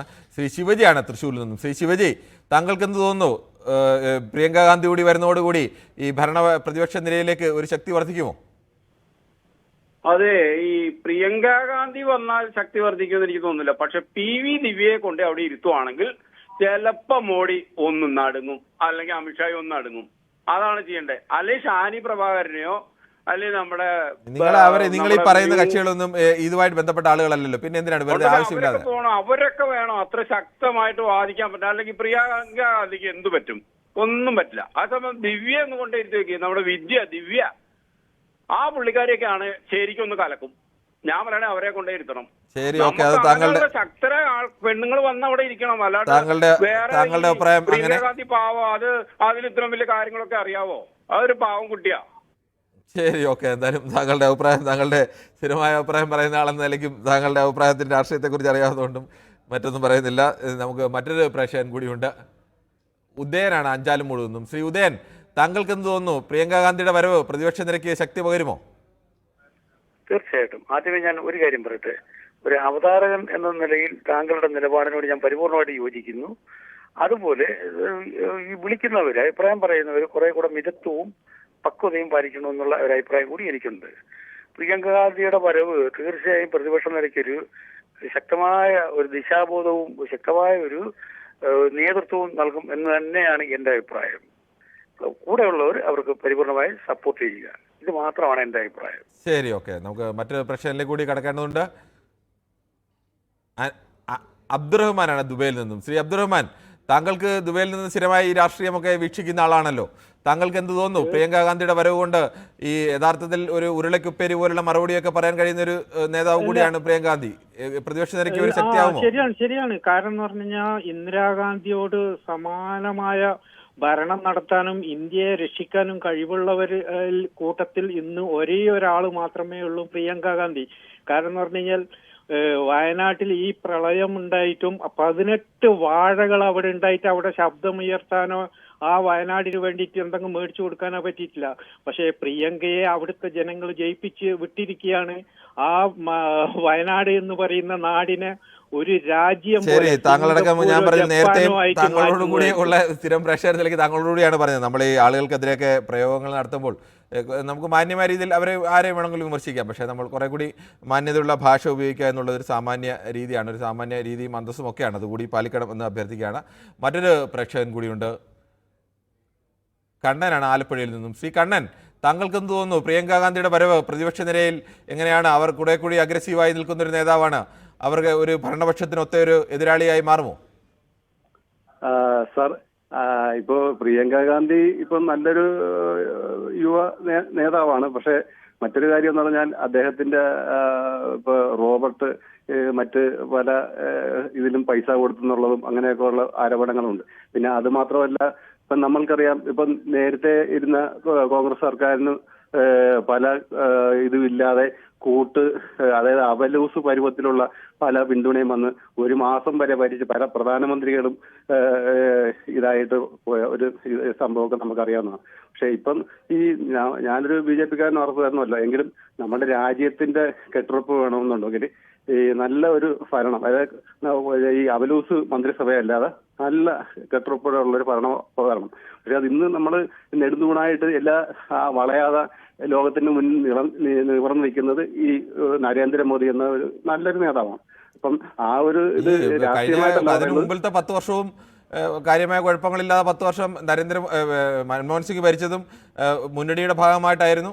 ഇപ്പോൾ BJP ഭരിക്കുന്നതും മുന്നണിയുടെ ഭാഗമായി തന്നെയാണ്. ആ സാഹചര്യം അപ്പോഴത്തെ സാഹചര്യമല്ല സാർ. ലോകത്തിന്റെ മുമ്പിൽ ഇന്ന് ഇപ്പൊ ഇന്ത്യയെ നമ്മൾ നോക്കാം. മൻമോഹൻ സിംഗ് ലോകം അംഗീകരിക്കുന്ന ഒരു പ്രധാനപ്പെട്ട നേതാവും പ്രധാനപ്പെട്ട സാമ്പത്തിക വിദഗ്ധനും ഒക്കെ ആയിരുന്നു. പക്ഷെ എന്നാലും നമുക്ക് ഈ മൊത്തത്തിൽ ഇപ്പോഴത്തെ സാഹചര്യത്തിൽ നോക്കുമ്പോൾ നമ്മൾ ആ പഴയ കോൺഗ്രസ് ഭരിക്കുന്ന ഒരു സാഹചര്യം അല്ലെന്നുണ്ടെങ്കിൽ ഇന്നത്തെ ഇപ്പുറത്തെ നമ്മുടെ നാടിന്റെ ഈ തീവ്രവാദ ബന്ധങ്ങളുടെയും ഒക്കെ എല്ലാം കൂട്ടി നോക്കുമ്പോൾ നമുക്ക് ഇപ്പൊ ഈ ഒരു വർഗീയമല്ലാത്ത രീതിയിൽ നമ്മൾ രാജ്യത്തിന്റെ സുരക്ഷയെ എല്ലാവരും ഒന്നിച്ചത് കാണണമെന്നാണ് എനിക്ക് പറയാനുള്ളത്. ശരി, ഓക്കെ. എന്തായാലും അങ്ങനെ താങ്കളുടെ അഭിപ്രായം. നമുക്ക് മറ്റൊരു പ്രശ്നത്തിലേക്ക് കൂടി പോകേണ്ടതുണ്ട്. മനോജാണ് കണ്ണൂരിൽ നിന്നും. ശ്രീ മനോജ്, താങ്കൾക്ക് എന്താണ് ഈ വിഷയത്തിൽ പറയാനുള്ളത്? ഈ വിഷയത്തിൽ ശരിക്കും പറഞ്ഞാൽ നിങ്ങൾ ഇന്ന് ചർച്ചയൊക്കെ എടുക്കേണ്ട ഈ വിഷയമായിരുന്നോ? പിന്നെ ഏതാണ്? പിന്നെ ഇതില്ലേ പിന്നെ സാമൂഹ്യക്ഷേമ പെൻഷൻ തട്ടിച്ച സർക്കാർ ജീവനക്കാരെ നിങ്ങൾ എന്തുകൊണ്ട് ചർച്ചയ്ക്ക് എടുത്തില്ല ഇന്ന്? അത് വാർത്തയാവുകയൊക്കെ ചെയ്ത വിഷയമല്ലേ? ഇന്ന് എല്ലാ പത്രത്തിലും 1-ാം പേജിൽ വന്ന വാർത്തയല്ലേ? അല്ല, വാർത്തയല്ലല്ലോ. നിങ്ങൾ ഇന്ന് 1-ാം പേജിൽ വന്ന വാർത്ത നമ്മളത് വീണ്ടും ഓമനക്കുട്ടൻ കൊടുത്ത് പിരിച്ചതിന് നിങ്ങൾ ചർച്ച ചെയ്ത ആൾക്കാരെ ഞങ്ങൾ ഓമനക്കുട്ടൻ കൊടുത്തതിന് ചർച്ച ചെയ്ത ആൾക്കാരല്ല. ഞങ്ങൾ അന്ന് ആ ചാനലിൽ അങ്ങനെ വാർത്തയൊന്നും അന്ന് നൽകിയിരുന്നില്ല. അത് ഈ സാമൂഹ്യക്ഷേമ പെൻഷൻ തട്ടിപ്പ് നടത്തുന്നുണ്ടെങ്കിൽ ആ വാർത്ത ഇന്ന് എല്ലാ പത്രങ്ങളും തന്നെ പ്രാധാന്യത്തോട് വന്നിട്ടുണ്ട്. ഇന്നലെ വന്ന വാർത്തയാണ്. ഇന്ന് ചാനലും ആ വാർത്ത അല്ലെങ്കിൽ പൊതുവേദിയിലും അത് തന്നെ ചെയ്യണമെന്ന് നിർബന്ധം പിടിക്കേണ്ട കാര്യമുണ്ടോ? അല്ല, അങ്ങനെ സോണിയാഗാന്ധി ഇന്ന് പ്രിയങ്ക ഗാന്ധി ഇന്ന് പിന്നെ MP സത്യപ്രതിജ്ഞ ചെയ്യുന്ന പേപ്പറിലുണ്ടല്ലോ, അത് മതിയല്ലോ. സത്യപ്രതിജ്ഞ ചെയ്തത് ഇന്നല്ലേ? അതെ, ഇന്ന് ചെയ്തതല്ലേ? ഇന്ന് ചെയ്തപ്പോൾ ഇന്ന് പാർലമെന്റിൽ വന്ന് അവർ ആദ്യം തന്നെ സത്യപ്രതിജ്ഞയ്ക്ക് ശേഷം പ്രതിപക്ഷ MP-മാർക്കൊപ്പം പ്രതിഷേധത്തിൽ പങ്കെടുത്തു. അവർ ഭരണഘടന ഉയർത്തിപ്പിടിച്ചാണ് സത്യപ്രതിജ്ഞ ചെയ്തത്. ഇതൊക്കെ ഒരു സന്ദേശമല്ലേ? അപ്പോൾ ആ വിഷയത്തിൽ നമ്മൾ ചർച്ച ചെയ്യണ്ടേ? ഈ വിഷയം ഇന്ന് ചർച്ച ചെയ്യണ്ടല്ലേ? ആ വിഷയം ഞാനതാ പറഞ്ഞത്. ആ വിഷയം ഇന്നത്തെ പത്രത്തിലെല്ലാം വരികയും രാവിലെ മുതൽ വാർത്തകൾ നൽകുകയും ചെയ്താണ്. ഞങ്ങൾ വാർത്ത നൽകിയില്ലെങ്കിൽ താങ്കൾക്ക് പറയാം. ആ ആൾക്കാരുടെ പേരുകൾ നിങ്ങൾ കൃത്യമായിട്ട് പുറത്തു കൊണ്ടുവരണം. ആരൊക്കെയാണ്? ശരി, ഓക്കെ. എന്തായാലും ശരി. ഇതൊക്കെ അങ്ങനെ ആളുകൾ കടന്നുകൂടുന്നുണ്ടെങ്കിൽ അത് എവിടെ നിന്നാണ് കടന്നുകൂടിയെന്നത് ഉത്തരവാദിത്തപ്പെട്ടവർ അത്തരം പരിശോധനകൾ നടത്തിയില്ല എന്നതുകൂടിയാണ് അതിൻ്റെ അർത്ഥം. ശ്രീജിത്ത് കൂടി ചേരുന്നുണ്ട് എറണാകുളത്ത് നിന്ന്. ശ്രീജിത്ത് കണ്ണൂരാണ്, ക്ഷമിക്കണം. ശ്രീജിത്ത്, താങ്കൾക്ക് എന്താണ് ഈ വിഷയത്തിൽ പറയാനുള്ളത്? ഞാൻ കണ്ണൂരല്ല, എറണാകുളമാണ്. ആണോ? ക്ഷമിക്കണം, എൻ്റെ PCR-ൽ നിന്ന് ഞാൻ ആദ്യം എറണാകുളം എന്ന് പറഞ്ഞപ്പോഴല്ല കണ്ണൂരാണെന്ന് ദീപ്തി പറഞ്ഞു. നമുക്ക് പറയാം ജിൻസിനോട്, അങ്ങനെയല്ല, താങ്കൾ കണ്ണൂർ തന്നെയാണെന്ന്. ആണല്ലേ? എന്താണ് ചോദ്യം? എന്തായിരുന്നു? പ്രിയങ്ക ഗാന്ധി പാർലമെന്റിൽ എത്തുമ്പോൾ പ്രതിപക്ഷ നിരക്ക് ശക്തി വർദ്ധിക്കുമോ എന്നുള്ളതാണ്. ഉറപ്പായിട്ടും. കാരണം എന്ന് പറഞ്ഞാല് ഇത്രയും വലിയൊരു രാജ്യമാണ് ഇന്ത്യ പോലത്തെ ഒരു വലിയ രാജ്യത്ത്. ഇപ്പൊ സൗത്ത് ഇന്ത്യ, നോർത്ത് ഇന്ത്യ രണ്ടും രണ്ട് കൾച്ചറാണ്. എല്ലാ രീതിയിലും വ്യത്യസ്തമായ രണ്ട് കൾച്ചറാണ് നോർത്ത് ഇന്ത്യയും സൗത്ത് ഇന്ത്യ. അപ്പം കോൺഗ്രസിന്റെ ഒരു വലിയ നേതാവ്, സ്ട്രോങ് ആയിട്ടുള്ള ഒരു നേതാവ് ഇവിടെ വയനാട്ടിലുള്ളപ്പം ശരിക്കും പറഞ്ഞാൽ ഒരു ഡിസ്ട്രിബ്യൂഷൻ ഓഫ് പവർ എന്ന് പറഞ്ഞിട്ട് സാധനം എന്തായാലും ഉറപ്പായിട്ടും വരും. അപ്പം സൗത്ത് ഇന്ത്യനെ, അല്ലെങ്കിൽ വയനാട് മാത്രമല്ല സൗത്ത് ഇന്ത്യന്റെ മൊത്തത്തിൽ പ്രിയങ്ക ഗാന്ധിക്ക് ശരിക്കും നല്ല രീതിയിൽ ലീഡ് ചെയ്യാൻ പറ്റും. അപ്പം രാഹുലിന് അവിടെ നോർത്ത് ഇന്ത്യ കൂടുതൽ കോൺസെൻട്രേറ്റ് ചെയ്യാൻ പറ്റും. എനിക്കങ്ങനെ തോന്നുന്നു. ശരി, ഓക്കെ. എന്തായാലും താങ്കളുടെ അഭിപ്രായം വ്യക്തമാണ്. നമുക്ക് മറ്റു പ്രശ്നങ്ങളിലേക്ക് കൂടി പോകേണ്ടതുണ്ട്. മണികണ്ഠനാണ് തിരുമലയിൽ നിന്നും. ശ്രീ മണികണ്ഠൻ, താങ്കൾക്ക് എന്ത് തോന്നുന്നു? എങ്ങനെയാണ് ഈ പ്രിയങ്ക ഗാന്ധിയുടെ വരവ് ഏതെങ്കിലും തരത്തിൽ ഒരു പ്രതിപക്ഷ നിരക്ക് ഒരു ശക്തിയൊക്കെ വർദ്ധിപ്പിക്കുമോ? അതോ കാര്യമായ മാറ്റമൊന്നുമില്ലാതെ പ്രിയങ്കയ്ക്ക് അവിടെ ഇരിക്കേണ്ടി വരുമോ? ഒരു സംഭവം സംഭവിക്കില്ല. എന്താണ് സംഭവിക്കുക? വയനാട്ടിൽ രാഹുൽ ഗാന്ധി മത്സരിച്ച് ജയിച്ചിട്ട് എന്താണ് സംഭവിച്ചത്? അവിടെ എന്തെങ്കിലും ഒരു വികസന പദ്ധതി കൊണ്ടുവരാൻ? നമ്മൾ വയനാടല്ല ശ്രീ മണികണ്ഠൻ ചർച്ച ചെയ്യുന്നത്. പാർലമെന്റിലെ പൊതുവിഷയത്തിൽ പ്രതിപക്ഷ നിരയുടെ ശക്തിയെക്കുറിച്ചാണ് ചർച്ച ചെയ്യുന്നത്. അവര് കയറിയിട്ട് ഒന്നും ചെയ്യാനില്ല. പ്രതിപക്ഷത്തിന് എന്ത് ചെയ്യാൻ പറ്റും? നാളെ അവർ മൂട്ടി ഇറക്കാൻ പറ്റും നരേന്ദ്രമോദി സർക്കാരിന്. അങ്ങനെയൊന്നും നമുക്ക് പറയാൻ കഴിയില്ല. ഇറക്കാൻ കഴിയുമോ ഇല്ലയോ എന്നൊക്കെ ചോദിച്ചാൽ കേരളത്തിൽ വിഷയങ്ങൾ ഇരിക്കുന്നത് നിങ്ങൾ ചർച്ചയ്ക്കെടുത്ത ഈ വിഷയമാണ്. ഏത് വിഷയമായിരുന്നു ചർച്ച ചെയ്യേണ്ടത്? അങ്ങനല്ല, പാവപ്പെട്ട പെൻഷൻ കൊടുക്കാതെ എത്രയോ ഈ സർക്കാർ. ഞാൻ കഴിഞ്ഞ മറുപടി പറഞ്ഞത് താങ്കൾ കേട്ട് കാണുമെന്ന് പ്രതീക്ഷിക്കുന്നു. ഇത് കേട്ട് കാണുന്നില്ല. ആ ചർച്ചയ്ക്ക് നിങ്ങൾ എടുക്കണം. ഇതിന് ഒരു ഞാൻ കഴിഞ്ഞ വളരെ വിശദമായി പറഞ്ഞു. ആ വാർത്ത നമ്മൾ വിശദമായി തന്നെ നൽകി. അത്രമാത്രം ഒരു ദിവസം പല വിഷയങ്ങളുണ്ടാവും. നമ്മൾ ഇത് പ്രതിപക്ഷത്തിന് എന്താണ് ഗുണം ചെയ്യുന്നതാണ് നിങ്ങൾ പറയുന്നത്? ഇത് ഭരണപക്ഷത്തിന് ഇവരെ നാളെ നരേന്ദ്രമോദി സർക്കാർ ഇറക്കാൻ പോകുന്നു. സർക്കാരിനെ ഇറക്കുക മാത്രമല്ലല്ലോ, ഇവരെന്താണ് ചെയ്യാൻ പോണ? ഇവരവിടെ കയറി ചുമ്മാ ഇതിൽ ഇരിക്കാനേ പറ്റുള്ളൂ, അല്ലാതെ ഒന്നും ചെയ്യാൻ പറ്റില്ല. താങ്കളുടെ അഭിപ്രായം അങ്ങനെ. എന്തായാലും ഓരോരുത്തർക്കും ഓരോ അഭിപ്രായങ്ങളുണ്ട്. മഹേഷാണ് എറണാകുളത്ത് നിന്നും. ശ്രീ മഹേഷ്, താങ്കൾക്ക് എന്താണ് തോന്നുന്നത്? ഈ പ്രിയങ്ക ഗാന്ധിയുടെ വരവ് ഏതെങ്കിലും തരത്തിൽ ഗുണമാവാൻ സാധ്യതയുണ്ടോ? അതോ ഭരണപക്ഷ നിരയിലൊക്കെ നിൽക്കുന്നത് പ്രമുഖരാണ്, അവർ ഏത് തരത്തിലും അങ്ങനെ പ്രിയങ്ക ഗാന്ധി ഒന്ന് നേരിടാൻ അവർക്കൊരു ശത്രുവായി പോലും കാണാത്തവരൊക്കെയാണ്, പക്ഷേ അല്ലെങ്കിൽ ഒത്ത എതിരാളിയെ കാണാത്തവരാണ്, പക്ഷെ അവർക്കൊക്കെ എതിരാളിയായി പ്രിയങ്ക ഗാന്ധിക്ക് മാറാൻ കഴിയുമോ? അല്ല, എന്റെ അഭിപ്രായത്തിൽ രണ്ട് കാര്യങ്ങളാണ് എനിക്ക് തോന്നാറുള്ളത്. പൊതുവെ ഹലോ സർ, പറഞ്ഞോളൂ. രണ്ട് കാര്യങ്ങളാണ് എനിക്ക് തോന്നാറുള്ളത്. കാരണം രാഷ്ട്രീയ പാരമ്പര്യം എന്ന് പറഞ്ഞു കഴിഞ്ഞാൽ നമ്മൾ ഈ പറയുന്ന ഗാന്ധി കുടുംബം അവരുടെ രാഷ്ട്രീയ പാരമ്പര്യം, പിതാവിന്റെ രാഷ്ട്രീയം, മാതാവിന്റെ രാഷ്ട്രീയം, അവരുടെ ആ ഒരു രാഷ്ട്രീയ പാരമ്പര്യത്തിലൂടെ വളർന്നു വന്നു കഴിഞ്ഞപ്പോൾ എങ്ങനെയായാലും നല്ലൊരു രാഷ്ട്രീയപരമായിട്ടുള്ള ഒരു സംവാദത്തിന് പ്രിയങ്ക ഗാന്ധിയുടെ വരവ് ഗുണം ചെയ്യുമെന്നാണ് എനിക്ക് തോന്നുന്നത്. കാരണം പൊതുവെ കഴിഞ്ഞ പല ഇലക്ഷൻ പ്രചരണങ്ങളിലെയും ആ ഭാഗങ്ങളിലൂടെ യാത്ര ചെയ്ത ഒരാളെന്ന സ്ഥിതിക്ക് എനിക്ക് തോന്നിയത്, അതുകൂടാതെ വളരെ മെച്യൂറായിട്ടാണ് പലപ്പോഴും പ്രിയങ്ക ഗാന്ധി സംസാരിക്കാറുള്ളത്. അപ്പൊ അതുകൊണ്ട് ആ രീതി ഒരു ഗുണമാണെന്ന് എനിക്ക് തോന്നാറുണ്ട്. പിന്നെ രണ്ടാമത്തെ ഒരു കാര്യം, ഭരണ നൈപുണ്യത്തില്, സാർ കേൾക്കാമോ? കേൾക്കാം, പറഞ്ഞോളൂ. ഭരണ നൈപുണ്യത്തിൽ എന്ന് വെച്ച് കഴിഞ്ഞാൽ ഇപ്പോ നരേന്ദ്രമോദി എന്ന് പറഞ്ഞു കഴിഞ്ഞാൽ കുറെ കാലത്തോളം ഒരു സംസ്ഥാനത്തിന്റെ മുഖ്യമന്ത്രി ആയതിനു ശേഷം ഭരണ രീതിയിൽ എത്തിക്കഴിഞ്ഞപ്പോൾ അദ്ദേഹത്തിന് ഭരണപരമായിട്ട് അദ്ദേഹത്തിന് അഡ്വാൻറ്റേജ് ഉണ്ടായി. പക്ഷേ ഈ പറയുന്ന ഗാന്ധി കുടുംബത്തിന് ഇവർക്ക് രണ്ടുപേർക്കും ഇല്ലാതായത് ഒരിക്കൽ പോലും ഇവരൊരു സംസ്ഥാന ഭരണങ്ങളിലോട്ട് എത്തിപ്പെടാൻ പറ്റിയില്ല. പക്ഷേ രണ്ടുപേരിപ്പോൾ കേരളത്തിനെ കുറിച്ച് അറിയാവുന്ന രണ്ടുപേരാണ് ഗാന്ധി കുടുംബത്തിലുള്ളത്. എന്തുകൊണ്ട് കേരളത്തിലെ കോൺഗ്രസ് സമൂഹത്തിന് താങ്കളുടെ അഭിപ്രായം വ്യക്തമാണ്. ശ്രീ ബാലേന്ദ്രനാണ് കൊല്ലത്ത് നിന്നും. ശ്രീ ബാലേന്ദ്രൻ, താങ്കൾക്ക് എന്താണ് ഈ വിഷയത്തിൽ പറയാനുള്ളത്? കാഴ്ചയിൽ ഇന്ദിരാഗാന്ധിയും പ്രവൃത്തിയിൽ ആരാകും എന്നുള്ളത് നമുക്ക് കാത്തിരുന്ന് കാണാം. സമ്മേളനം നടക്കട്ടെ, അവരെ ചെയ്തികൾ എങ്ങനെയാണ് എന്നുള്ള കാര്യം കണ്ടുതന്നിരിക്കുന്ന നെഹ്റു കുടുംബത്തിലെ അവസാന ഗാന്ധിയായ പ്രിയങ്കയ്ക്ക്.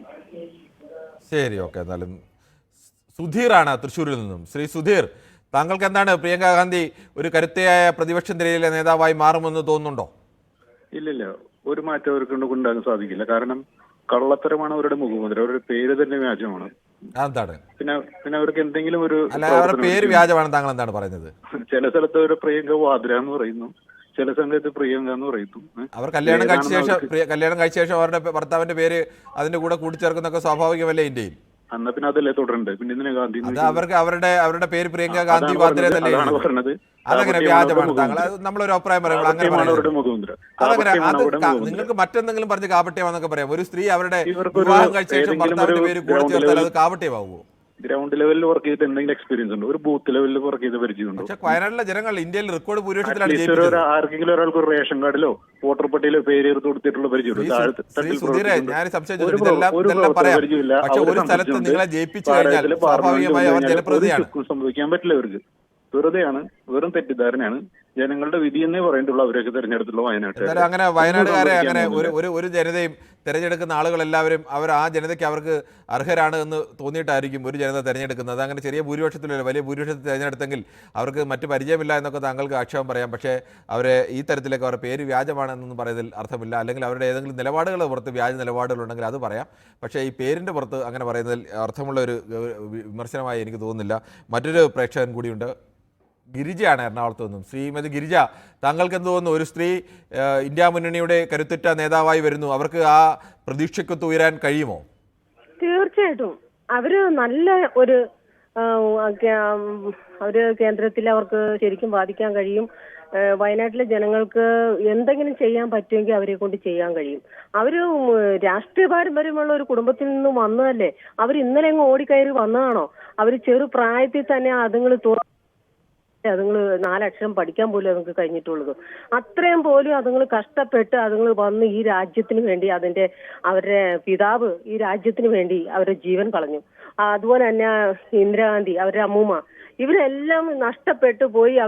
അവരെ ജനങ്ങൾ സ്നേഹിച്ചു. അവർക്ക് ഏറ്റവും കൂടുതൽ ഭൂരിപക്ഷത്തോടു കൂടി അവരെ കേന്ദ്രത്തിലേക്ക് അവർ പറഞ്ഞുവിട്ടിരിക്കുകയാണ്. അവര് ശരിക്കും ഒരു കഴിവുള്ള ഒരു വ്യക്തിയാണ് പ്രിയങ്ക.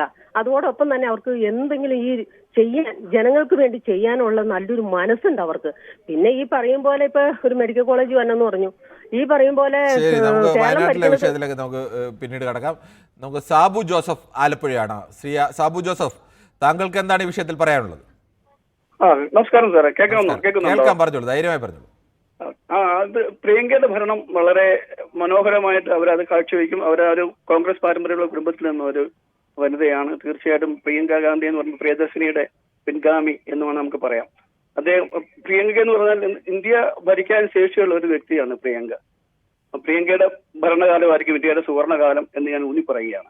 ശരി, ജോസഫാണ് മണ്ണുത്തിയിൽ നിന്നും ചേരുന്നത്. ശ്രീ ജോസഫ്, താങ്കൾക്ക് എന്ത് തോന്നുന്നു? പ്രിയങ്ക ഒരു കരുത്തുറ്റ നേതാവായി പ്രതിപക്ഷത്തിന്റെ പ്രധാന മുഖമായി ഒക്കെ മാറാൻ സാധ്യതയുണ്ടോ? ഇന്ദിരാഗാന്ധി വളരെ കോൺട്രവേഴ്ഷ്യൽ ആയ ഒരു ക്യാരക്ടറായിരുന്നു. പക്ഷെ അവർ വളരെ കഴിവുള്ള സ്ത്രീയായിരുന്നു. ഈ രണ്ടുപേർക്കും അതില്ല. രാജീവ് ഗാന്ധിയുടെ രണ്ട് മക്കൾക്ക് ആ ഒരു കാലിബർ ഇല്ല. നമുക്കൊരു റഷ്യൻ ചൊല്ലുണ്ട്, ഇന്റലിജൻസ് ആർക്കൊണ്ടോ അവര് രാജ്യം ഭരിക്കുന്നത്. ഇന്റലിജൻസ് എന്ന് പറഞ്ഞാൽ ഇന്റലിജൻസ്. അപ്പൊ ഇന്ന് നരേന്ദ്രമോദിക്കാണ് അതുള്ളത്. പണ്ട് ഇന്ദിരാഗാന്ധിക്ക് ഉണ്ടായിരുന്നു. അപ്പൊ ഇനി അതാണ് പറയാനുള്ളത്. പിന്നെ ഈ കേരളം ഈ ഇത്രയും പുരോഗമിച്ച ഒരു സംസ്ഥാനത്തുനിന്ന് ഇവർക്ക് ജയിക്കാൻ പറ്റില്ല. വേറെ ഇത്രയും സുരക്ഷിത സീറ്റില്ല. ഇത്ര അകലെ കിടക്കുന്ന ഈ പെൺകുട്ടി എന്തുകൂടെ കേരളത്തിന് വേണ്ടി ചെയ്യും? പാർലമെന്റിന്റെ കാര്യം അവിടെ നിൽക്കട്ടെ, ഈ മണ്ഡലത്തിന് പാർലമെന്റ് വിഷയത്തിലേക്ക് തന്നെ വരേണ്ടതുണ്ട്. എന്തായാലും ഇന്ന് പ്രേക്ഷകരുടെ ഭാഗത്ത് നിന്ന് വലിയ പ്രതീക്ഷയോടുകൂടി പ്രിയങ്ക ഗാന്ധിയെ കണ്ടവരും അതല്ല പ്രിയങ്ക ഗാന്ധിക്ക് പ്രത്യേകിച്ച് ഒന്നും ചെയ്യാനില്ല എന്ന് കരുതിയവരും അതോടൊപ്പം തന്നെ കടുത്ത രാഷ്ട്രീയ വിമർശനം ഉന്നയിച്ചവരും എല്ലാം ഉണ്ടായിരുന്നു. വ്യത്യസ്തമായ അഭിപ്രായ പ്രകടനങ്ങളാണ് പ്രേക്ഷകരുടെ ഭാഗത്തു നിന്നുണ്ടായത്. എന്തായാലും നാളെയും ഇതേ സമയം ന്യൂസ് 18 പൊതുവേദി മറ്റൊരു വിഷയവുമായി.